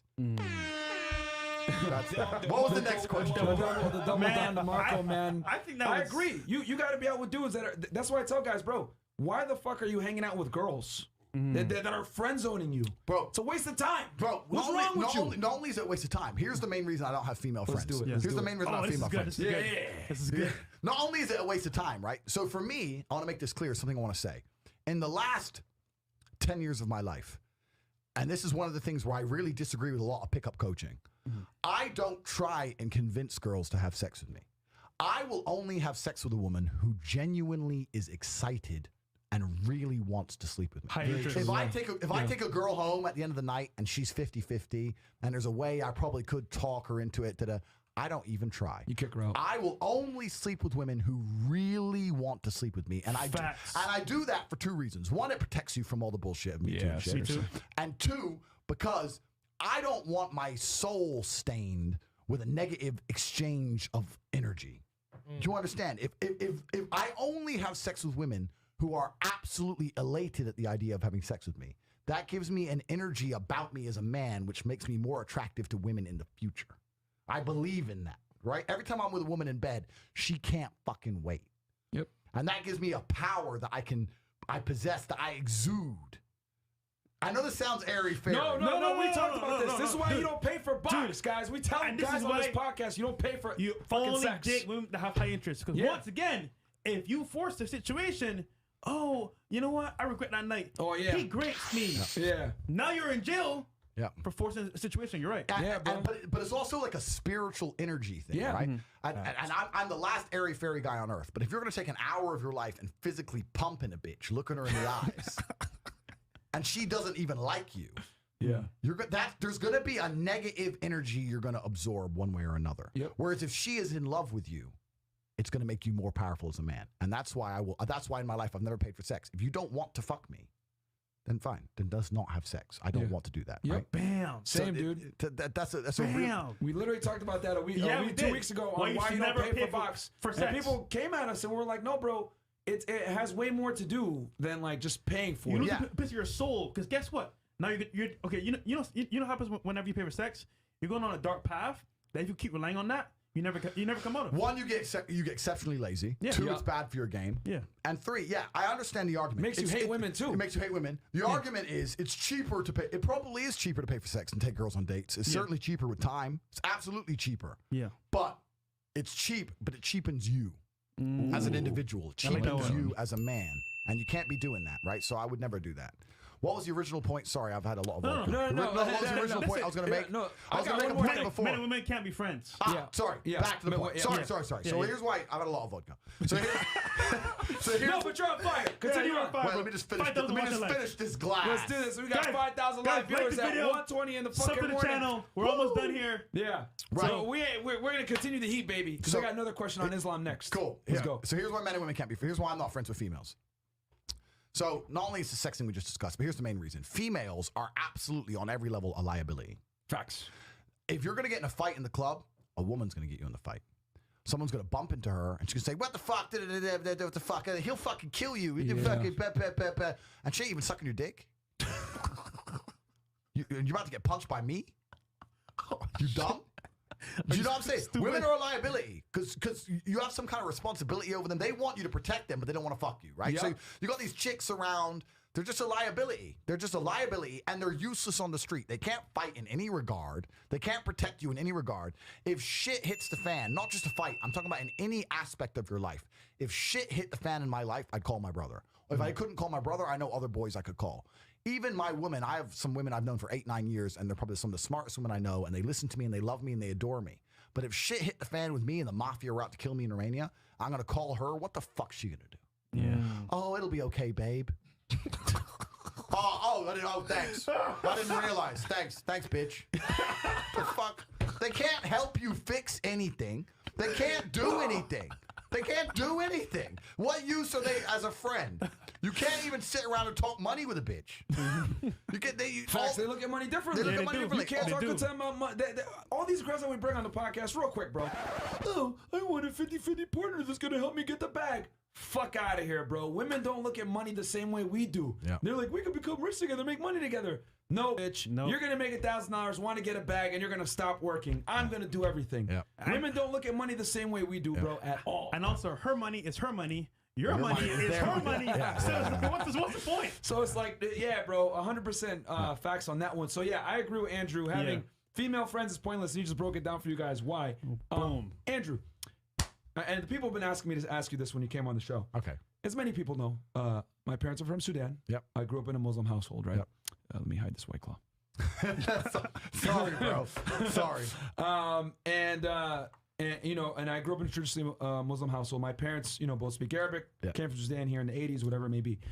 So obviously, I see the world a certain way. Yeah. You know, with men being men, women being women. Yeah. And I notice in a lot of your Tate speeches and everything else like that, Yeah. me and you have very similar ideals when it comes to the way we view the world and Islam, women, etc. And you know, I know that you did a big part of your, I guess, growing up in England, the UK, Luton to be exact, right? Yep. And very big Muslim population. Yep. What are some big takeaways you took from living with Muslims, seeing the lifestyle, seeing the religion? Cool. What's your take on that? Right. So 3 points again. I always have 3 points. If you have a problem with feminism, Islam will fix it. If you have a problem with your wife not obeying you, Islam will fix it. Islam fixes a lot of the problems that men are currently facing. The problems we're discussing on this show, Islam fixes all of them, right? That's the first thing about Islam. And I'm not a Muslim, right? If I had to choose a religion, I would, because I live in an Orthodox Christian country, I go to the Orthodox Christian church. I donate $20,000 a month to the church in the country I live in. The church in Romania is very powerful, and I like having church friends. So I give them a lot of money, right? So I would guess I'm an Orthodox Christian. But if I had to bet on one religion as if I were betting on the stock market for the future, you have to bet on Islam. Because Muslims are intolerant. And I'm not saying that disrespectfully, because if you're tolerant of everything, then you stand for nothing. Yeah. Facts. Christians are so tolerant now that you can go to church. These girls will get fucked on a Saturday night and go to church on a Sunday morning and get fucked on Sunday night, and it's no big deal, right? Yeah. So you don't believe it. They have gay pastors that I'm not even anti-gay, but if the book says don't have, like, what the fuck? Yeah, what do you believe in now? Right, yeah. If you're tolerant of everything, you stand for nothing. I can walk through London with a T-shirt saying Jesus is gay, and nothing will happen to me. If I did the same thing with the Islamic prophet, I'd be dead before I got to the end of the street. Boom. That's how much they believe and respect. And I respect people who stick up for what they believe in. Yeah. It's not even about me believing in it. I respect them because they believe and they will defend. Muslims are the only people who will defend their religion. They will defend their beliefs. They refuse to be mocked. They refuse to be insulted. And I respect that about them. I respect that. That's an amazing thing about them, right? And the third point is, and I've been all around the world, some of the best countries in the world today are the first world Muslim nations. Yeah. Qatar, you can go to Qatar, you can fall asleep with $1 million on your lap in the middle of the street. Nothing's going to happen to you. Saudi Arabia as well. You can go to Saudi, nothing will happen to you. You can go to Dubai, UAE, nothing's going to happen to you. They leave their cars parked with the keys inside. It's so safe. Wow. Yeah. It's so safe. Women, everyone's married. Every woman obeys her husband. Every single woman has 4, 5, 6 kids. Big families. All the things we're talking about, all the problems we have here, right? They've got none of that. None of it. Because of Islam. Islam keeps society in the role where women obey their man. Women have children.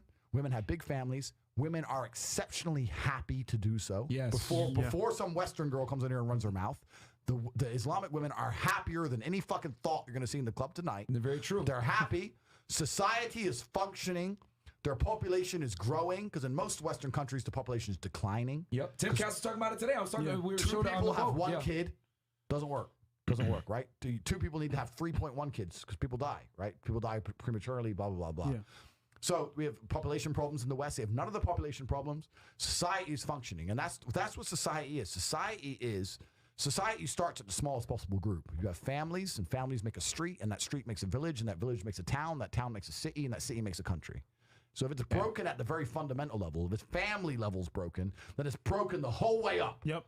And that's what's happened in the West. And the first world Islamic countries have none of those problems.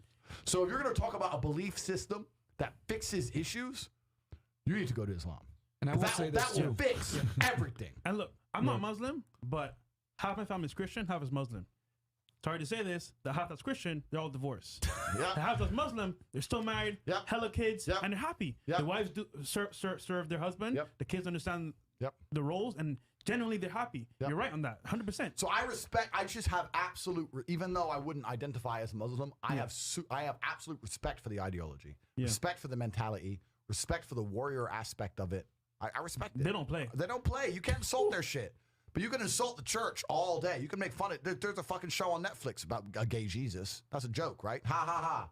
And what do the Christians do? Nothing. Christianity is a dead religion. If you're a Christian, and I'm saying this as a Christian myself, Christianity is a dead religion which is confined to the history books. It's dying out. Your own Pope. The Pope goes up there and talks LGBTQ shit. That's now. crazy. It is over. That's you don't crazy. stand for anything. You don't believe in anything. You have no boundaries. You're walked on. You're mocked. You're divorced. Your fucking Christian wife, after taking her to church for 20 years, will fuck the gardener behind her back. The whole thing is a joke. Being a Christian now is nothing more than advertising you're a loser. It's a losing religion because you've lost to Islam. That's the future of religion. And I'll say this too real quick, because I've been to Sudan before, and in Egypt, even like poor Muslim countries still have a pretty low crime rate because the laws are so severe. If you steal, a lot of them are still Sharia law. They're gonna cut off your left hand. Yep. So you steal again, they cut off another limb. It's just like there's very severe consequences to crime. So. It is what it is. And also for all the, angry womanists out there that are watching us like, oh my God, these two toxically masculine men are together making all these rants. Listen, as women have become more and more progressed, right, with womanism, right, their approval ratings and happiness have gone down as they've made more money, become more free. They've become less happy. And 1 in 4 women in today's day and age is on some kind of antidepressant or sadness medication. You know what I'm saying? Antidepressant medication or anxiety. So what can you say? The stats show that as they become more liberated, they're less happy. Whereas you go to a country like, let's say, Saudi Arabia, right, where the women are, what's the term? They're like oppressed. But they're happier. Like, you know what I mean? What does it like? Because women derive pleasure.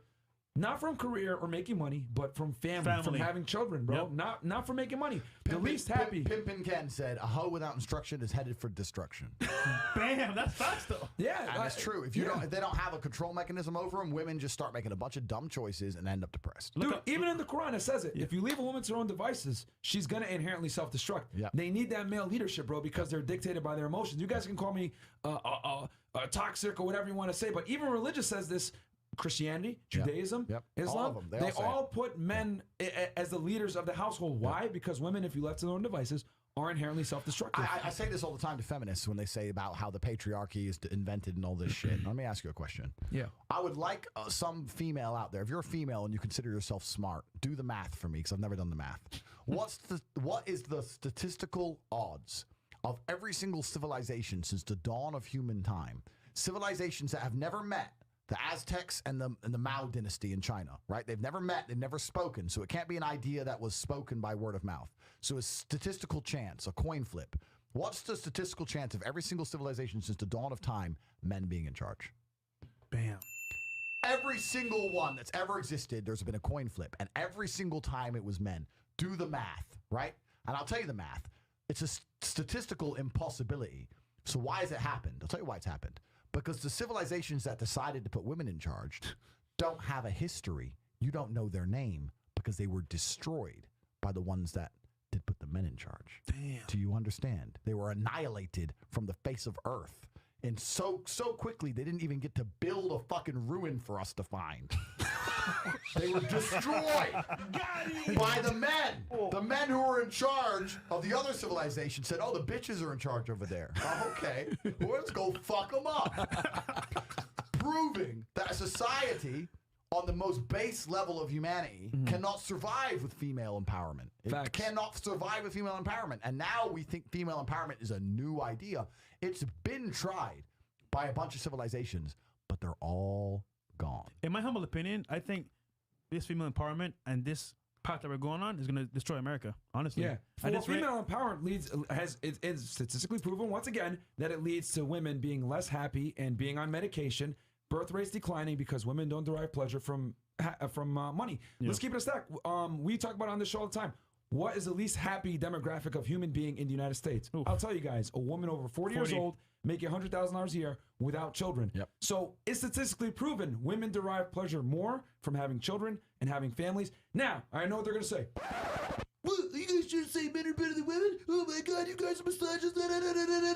How dare you? No, we're not saying men are better than women. What we are saying, however, is that men are better at certain things that tend to lead to, let's see, leadership in a civilization. Yeah. That's not to say men are better than women. Both parts are needed. Yep. But to sit there and say, you know, a female-run civilization is going to work, it ain't. It's not. We have roles to play, and if we all play our roles efficiently, then life is beautiful. And if we all try and do the other shit, if you took your steering wheel off your car and tried to make it your tire, right?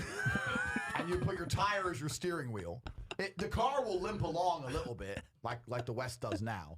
But after a while, the other societies in the world where their shit's in the right place, like China and the Middle East, etc., are just going to surpass you in the race. And that's what's happening now in real time. The future of the world is no longer American power. The future of the world is Chinese power. We all know that. Dude, Like and China- they have banned, guys, I saw this They the other banned day. all this shit. They banned womanism. Oh. I want to say the F word, but you guys know what I'm saying. I don't want to get it flagged. This is already going to get suppressed in the YouTube algorithm. Guys, they've banned womanism type stuff in China. Why? Think about that for a second. The men lead. I'll tell you why. Sorry to ban interrupt. rap? I'll tell you why. No, tell because us. if you're in China and you're thinking like the Chinese do, because the Chinese are extremely intelligent, and what the Chinese Facts. are, they're like ant people. We all work together for the good of the ant. For the bees, we work together for the good of the hive. Chinese are very, very smart like that. Have you ever seen a Chinese person working for someone who wasn't Chinese? Bro, now that I think about it, I have not. Not really. I have not. Have you ever seen a pregnant Chinese lady? What the fuck? I haven't. You see what I mean? What the fuck? They're smart, right? So the Chinese, what the Chinese do, That's facts. what the Chinese do, What the fuck? you can go to Jamaica, you can go to England, you can go to America, you can go to anywhere in Africa, you can go to Iraq. Iraq was full of Chinese. I couldn't believe how many Chinese were in Iraq. They're rebuilding the whole place. America spent all our money blown up with bombs. They're all over the Bahamas, And too, now bro. they're building Even them. all over the Bahamas. I'm from Barbados, bro. The Chinese came in, they built structures, and then they move in, and they're taking control. They're taking control, right? So the Chinese, they're rebuilding everything, right? So the Chinese are super smart, but like I said, the Chinese only work for the Chinese, and they work as a team, right? And the Chinese are extremely smart, and it's all the money goes back to China. Yes. Back to China, and China's growing its global influence. All the highways in Africa right now are being built by the Chinese. Damn. If you're an African dictator and you want highways, the Chinese will build them for you, but there's a nice big lease, and if you don't pay, they also built your power plant. They'll turn it off. Yep. Like they know what they're doing, right? The Chinese are extremely smart. So They control your infrastructure. They control your country. yeah, they control everything, and they're the future of the world, right? So if you think like the Chinese do, and you're in charge of a country like China, you understand that you need to maintain your population. You need there to be babies being born. You need men who are focused on their tasks and not focused on arguing with their female. And the easiest way to fix that is to give them all subservient wives who are going to give them babies. That's good for that's from the macro planning level. Yeah. You don't need a wife who refuses to have kids, who's arguing with this dude. I'm telling you now, I've said this a million times. More male energy, more masculine power has been wasted, has been evaporated into the universe on female arguments than sickness or anything else you can imagine combined. I guarantee if you were to add up, if a genie were to appear now and he knew all the numbers and were to add up all the hours you spent in bed sick and also all the hours you spent on your phone texting some bitch arguing about some stupid shit, the arguments surpass your illness, surpass your anything you can think That's of. so true. You've wasted more of your life arguing about stupid Instagram post bullshit with females.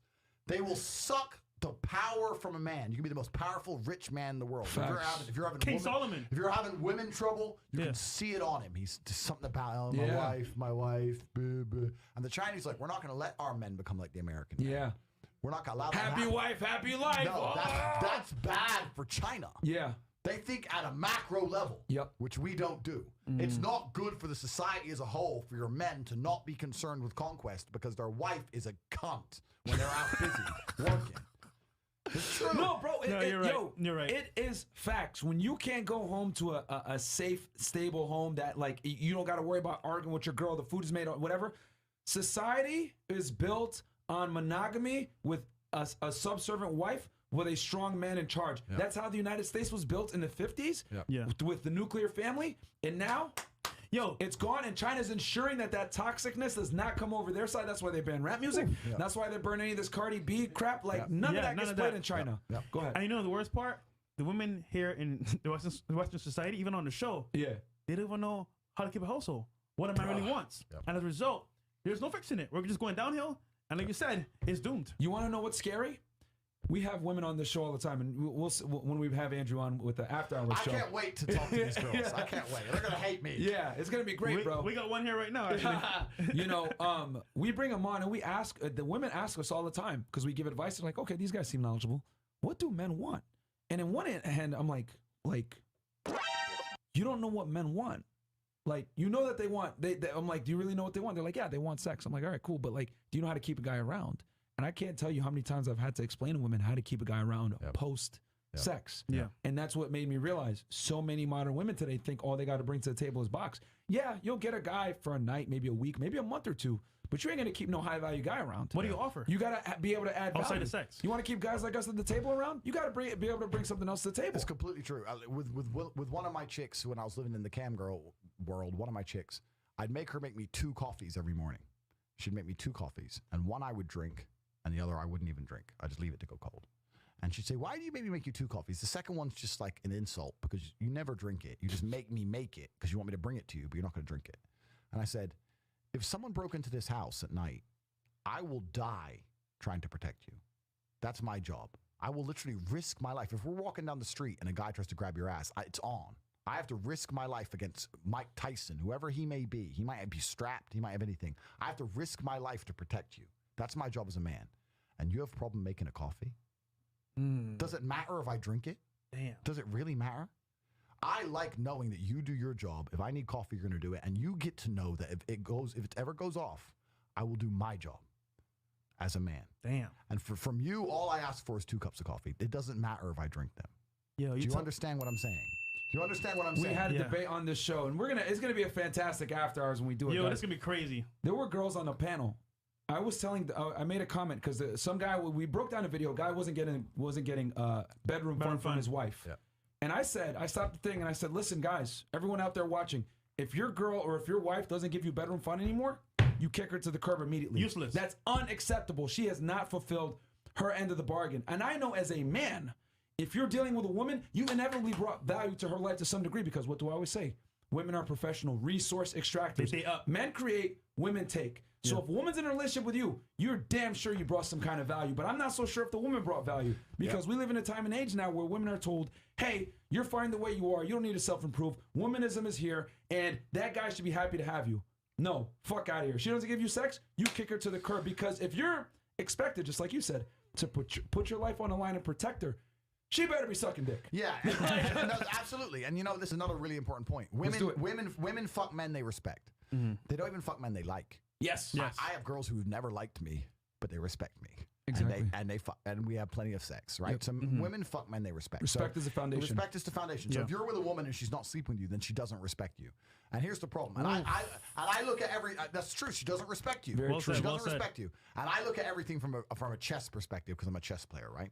If I'm in a chess position and I'm losing, and the only move on the board is a wild queen sacrifice. And it's wild, and I can't quite calculate if it's going to pay off and it's going to work because I can't see that far enough ahead. But it's my only chance. If I don't make the queen sacrifice, I get to hold my position, and he slowly grinds me down, and I lose. I lose, but I lose slower. Yeah. If I make the queen sack, I might lose instantly, or I might win instantly, right? That's the position you're in if your woman won't fuck you. You can either sit there and refuse to sleep with her, but in the end, or you could sit there and say, oh, she won't sleep with me, it's going to be fine. In the end, she's going to fuck someone else. Yeah. In the end, she's going to leave. Which is the worst betrayal. She doesn't respect you. Yeah. Why delay the inevitable? You're delaying the loss, but it's inevitable. Isn't it better to make the sacrifice, kick her out, or say, look, I refuse. I don't want to kick you to the street, but listen, I'm saying this to you very politely. I refuse to be in a sexless relationship. We can stay together, and you can be loyal to me, and I'll fuck other bitches. There you go. If you want to do that. Yep. If you really don't want to sleep with me, no problem. You're my female, and female infidelity is unacceptable on every single level. Exactly. So you can be with me, and I'll fuck other hoes if you don't want to have sex with me, or I'll have sex with you. But I, as a full-grown man, I'm not going to live my life without sex. Yes. So you either start fucking, I fuck someone else, or I kick you out. That's the queen sacrifice. Make the move. And if you lose, if she walks out on you, she was always going to walk out eventually anyway. So why are you delaying? You're delaying the inevitable. Why delay it? Get it over with. Get on with your life. There's this cowardice that most men have. We're talking about the dating market. There's so many men who are in bad situations with women because the cowardice is they are afraid to lose her. Trump says it in his book, The Art of the Deal. If you're not prepared to walk away from the table, you cannot negotiate. And that is absolutely true in a relationship. If you are not prepared to get rid of her, then what are you negotiating? If you're not prepared to say, sorry, that's the red line, goodbye, then you don't have a negotiating position. You don't have one because you'll just say no, no, no, no, no, forever, and you'll just stay forever. There has to be a line you will not allow to be crossed. There has to be, right? And so many men are so scared of losing the girl, but if you refuse, men message me all the time, I need my girl to listen to me, I need my girl to have sex with me, but I don't want to split up with her. You already lost. I was like, bro, if you're telling me there's no scenario in which you will leave her, I can't help you. I can't help It's your you. only power as a man. That's your only power as a man. You can't smack the guys. It's Get a new 2021, bruh. Get a new girl. You can't use violence. Like these guys are out here thinking like it's 1921. Oh, well, can I do this? Like, no, bro, you can't. Your only power as a man is you got to be able to walk away and replace her with another girl, bro. That's the only way you can if do you're it. a real man about it, because I have people message me all the time and they go, "Oh yeah, but it's easy for you, Tate. You don't care." I say, "No, incorrect. I will tell you right now on this podcast, I have walked away from women I loved with all my heart, and women I missed for months, but I never fucking told them, and I never texted them, and I was a man about it. Right. Being a man about things isn't not feeling things. It's feeling things and still acting like a man. I've had women who wouldn't comply with X demand. I told them to get the fuck out. They called my bluff and they got the fuck out. And I missed their ass badly. And I still, as a man, ignored it. In fact, you know what's funny? One of them bitches, after 2.5 years, messaged me on Instagram yesterday. And I read her message and left it on red. Bam! What do we teach you niggas on this show? Yesterday was a good. I remember I read it and she was sitting there and she was online waiting for me to reply and I was like, no. Leave them hoes on The ultimate victory. The ultimate victory. But when that girl left, it was a good 2 or 3 months I missed her. I wasn't crying missing her, but like, you miss her, right? You want to fuck her, she was hot, you miss her, right? But I never text her.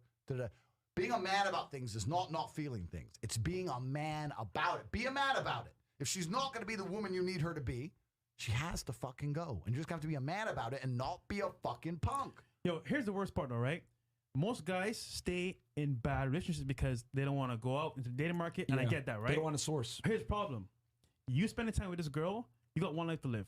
If you're wasting your time with this bitch, that's never going to be anything for you, what are you doing? And then secondly, the time you spent with her, you could have met somebody else that was way better. So guess what? You staying in that situation, yeah, it's comfortable, but at the same time, you're killing yourself slowly. It's crazy, bro. And the other thing too is that I love it when women try to conflict, like they try to sit there and say like my infidelity is the same as your infidelity, and it's not. About, bro. Oh my goodness, let's do it. Bro, you guys are gonna get the heat tonight. Like the fucking video. How long have we been going? We'll keep going. Let's keep going. 36 minutes.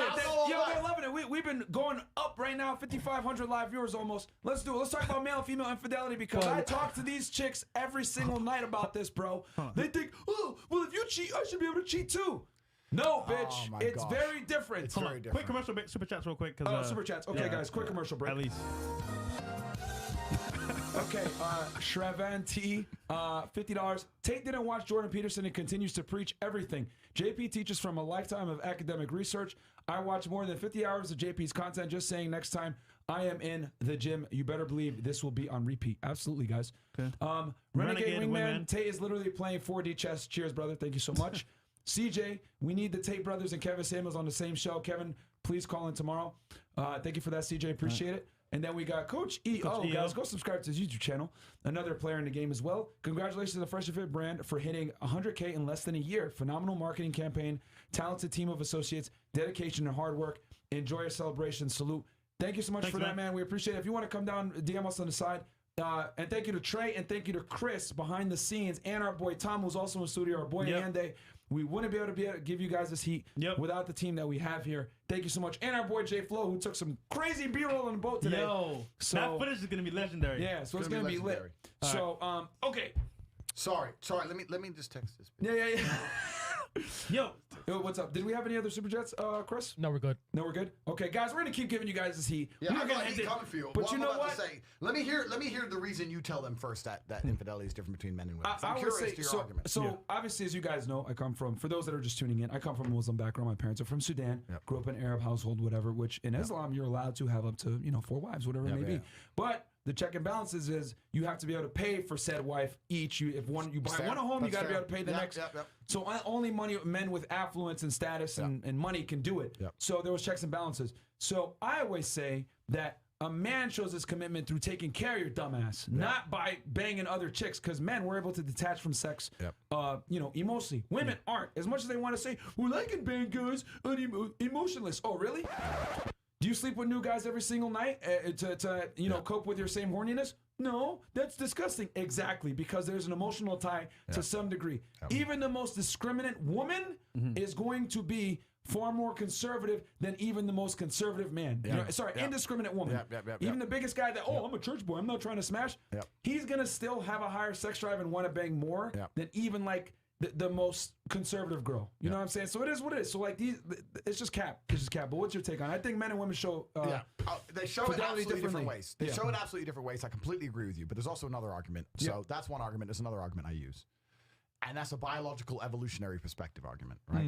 So you have to look at, when you look at people, you have to look at people from a societal perspective and from an evolutionary biological perspective. We are animals. So we've evolved a certain way as animals, and then society's come along and given us certain rules on top, right? Like monogamy is a societal rule. Yes. It's not natural for keep men. things stable. To keep things stable, right? So, but you have to understand something. Paternity, up until very modern times, could only be ensured through virginity. Yeah. The reason that in many societies still today, including the countries you've just named, virginity is coveted is because that's the only way you can ensure the paternity of the children is via virginity. For the longest period of human history, women were virgins until they were married. Yes. Virginity was absolutely and utterly important, and this is all linked to paternity. Just because now we have the pill and we have DNA tests, that doesn't mean you should act in a way in which you would not be instantly sure on the paternity of a pregnancy. Technology does not change instinct. Technology has not changed the instinct and the biological evolutionary hardwiring of humanity. Facts. In which if you are pregnant and you're not certain of whose it is, because most of these chicks out here, if they got pregnant, it could be one of 3 dudes. Facts. One of 3 dudes. One of 3. No, because by the time they realize they're pregnant, within a 3 or 4 week period when they could have got pregnant, 3 or 4 weeks, a month, could have been 2 or 3 dudes in a month, could have been more, right? How, if you get pregnant and you're not entirely sure on the paternity of who it could possibly be, you're not living your life right.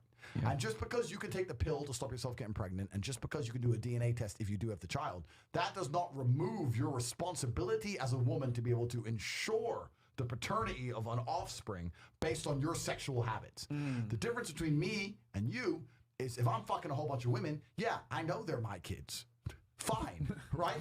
I know what I'm doing. I know they're my kids, right? Yep. But a man having sex with multiple women is not nearly as disgusting or degrading as a woman having sex with multiple men. Yep. It's not the same thing. Pretending it's the same thing is a complete lie. Yep. It's a lie on every single level. One is the paternal aspect. And 2, when you look at the paternal aspect, you also have to look at the evolutionary wiring that females have to coupling. You talk about the emotionality. Yeah. Women naturally emotionally get coupled or emotionally linked to a person they have sex with, because if they get pregnant by that person is responsible for keeping them alive. Facts. Yeah. If you got pregnant in the olden days and the man abandoned you, you would die. Yep. You're on the street with nothing. You're going to literally die. So it's important that you get that man and you hold and keep that man. They have an evolutionary biology that's going to make sure that if they have sex with somebody, there's something about them which is attached to that person. You must bring value as a man. Whereas a man, I can fuck a bitch. Prof. You know what I'm saying, right? It could be, and then I can get a message the next day. Hey, did you hear Dianca? She's who's Dianca? Who the fuck's Dianca? Like, it could be 12 hours ago. I don't know her name, right? So we can genuinely be emotionally detached. Yeah. Because we are biologically designed to be genuinely emotionally detached. In fact, there's some math on it. Have you heard the math about how many men have reproduced since the dawn of human time? Roughly 40%, right? Right, yeah. Yeah. Whereas 99% of women have reproduced. Bam. Meaning that 40% of the men were fucking 99% of the women. Bam. So since the dawn of human time, a few men had all the chicks. That's the way we've always been. And it's even more pronounced now. I would say. Top 10%. Yeah. I would argue it's like 10 to 20 now with technology. That's how it is. So any woman who thinks sleeping with lots of men is the same as a man sleeping with lots of women or whatever, fucking whatever I'm going to say it, is just feminist, new age garbage, along with the toxic masculinity, along with everything else they teach. It's a complete lie. It's not true. And what's actually sad when I argue these points with women, what's actually sad is that you want to be that way. If you were a good woman with a good heart and a good soul and a good view of the world, you wouldn't want to cheat. You know what happens when a woman truly loves a man? When a woman truly loves a man, every other man on earth becomes Invisible. instantly unattractive. Facts. It doesn't matter if he's fucking famous. It doesn't matter if he's rich. I tell you, I have girls who've been in love with me, and they've been hit up with every blue check in their Instagram. There's like the idea of another man touching me makes me feel sick. I love you, and I've been with you for years, and I couldn't even imagine another man touching me. That's how a woman loves a man. That's true love. If you're a woman, you're having all these dudes touch you, then you're just loving none of them. You're just running through life being a hoe. And the difference between a man and a woman is I can love my woman with all my heart. Yep. I can be prepared to die to protect her, and I can still fuck another bitch. And I Damn, say son. that all the time, that men, we can smash other chicks and love our girl the same way, but if your girl smashes another dude, it's a wrap, bro. Oh, she doesn't love you, yeah. She's done. And I love it because girls try to come on the show and say, well, I can have emotionless sex.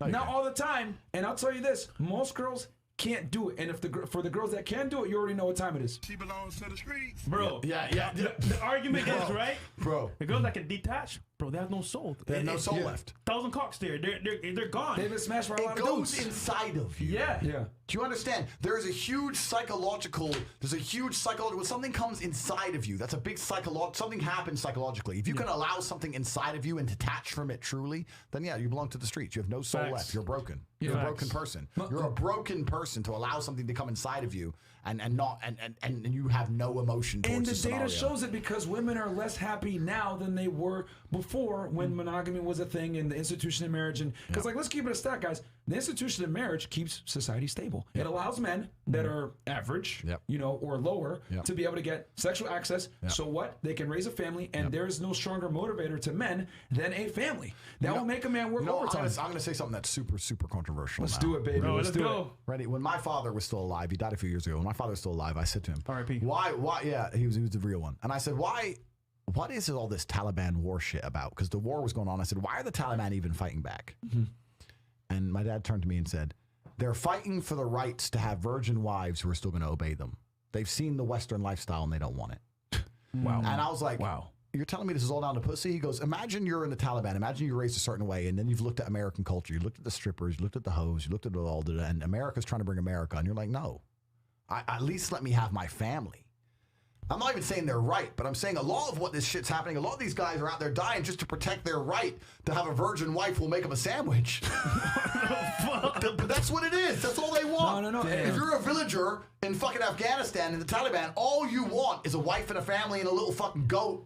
You don't want freedom, America, attack. They don't want to fucking come here and shoot up. They're busy, right? They don't. That's the truth about it all, right? So there's a certain lifestyle that they're trying to protect, and what they're trying to actually protect is their sexual marketplace or their sexual dynamic. Yeah. Right? It's a dynamic that we're discussing, but it's a dynamic that some people out there are trying very, very hard to protect. The Chinese are protecting it. People are trying to protect it because if you look at countries like America, it's degraded on such a level. I say this all the time to guys. People message me all the time. Hey, Tate, I don't want to be a playboy, but I want to get a good wife. And I say, look, the only way you're going to get a good wife in the West is to be a playboy. Yes, facts. Thank you. Yo, Thank you. That's the only way. Someone said it. You don't know if it goes good or bad from one experience. You need multiple. If you marry your high school sweetheart, she might have been a hoe. And now you're in trouble. Right? You're like, oh, I think only 3 guys fucked her before me in high school. But I say this all the time, right? If you have to become a world leading expert on apples, you need to bite a lot of apples. Yeah. Right? If you've bitten one apple, what the fuck can you tell me about apples? I don't care how much you like said apple. You don't know about other apples, right? So if you want to be a family man in the Western world today, the first thing you need to do is learn to be a playboy, because when you can tear through chicks, you can now start choosing high quality and vetting. Yep. A lot of the red pill talks about vetting. All the time I see these red pill guys on Twitter. Never get with a girl who has OnlyFans. Let me tell you something. I've been with girls who have OnlyFans who are fantastic women and we're absolutely loyal to them. Boom. So they give these stupid criteria, right? These never get with a girl who has tattoos. Shut the bro. I got girls with my name tattooed on them. Be quiet, right? So there's a whole bunch of these garbage rules. But the truth is, if you truly want to find a perfect woman that you believe that you want to have a family with, you need to sleep with a lot of women. Yeah, you do. Because you don't know a woman and you don't understand a woman until you slept with her. Yeah. You don't know her when you date her. You don't know her when you talk to her on chat. You know her when you've been sleeping with her for a while and you've seen what she's like and you're around her. You've seen after you've had sex how she behaves. Yes. You need to sleep with a bunch of women to finally find a good one to have a family with. I'm super pro family. I'm not one of these red pill guys who like never have kids, have pointless sex forever. I believe every man out here should have children. Yep. I believe it's one of the most beautiful things in the world to do. Yep. I believe that when you're old, you're going to regret you didn't have enough kids, no matter how many you have. I think when you want someone to take care of you, I think it's an amazing thing. But if you truly want to have a woman who loves you and you know is going to be a good wife, you need to tear through a ton of pussy now. This is the world we now live in. So you better get good at it. And I'll say this real quick, because we get a lot of hate, guys like me, you, Fresh, from the TradCons. Oh, well, you talk about families, but you're teaching guys to be degenerates. And I'm here to tell you guys this. If you live in the West, I agree 100% with Andrew. Nowadays, it used to be the father taught the woman how to be a woman, right? And the mom, right? But nowadays in the West, let's keep it a stack. Most households are divorced. A lot of people grow up in fatherless households. The dad is absent, okay? So there's no authority figure to teach women that there's consequences to your bad decisions. None. So since women don't have an authority figure, half of the time, a lot of the times they don't have a strong father, you now have to take on that burden and you have to vet the women now because a lot of girls, quite frankly, don't have a good foundation to be a wife. Because I got newsflash for all you guys that are from Western countries. Feminism teaches women a lot of bad habits that are not conducive to a long-term relationship. I'm going to say that one more time for you guys. People think I speak Chinese when I say this shit. Western society, feminism teaches women a lot of bad habits that are not conducive to long-term relationships. They tell women, don't listen to a man. The patriarchy is here. Don't cook for him. Don't clean for him. You're not a slave. Go ahead and chase your career. Blah, blah, blah. All that stuff sounds good on paper, but let me tell you something.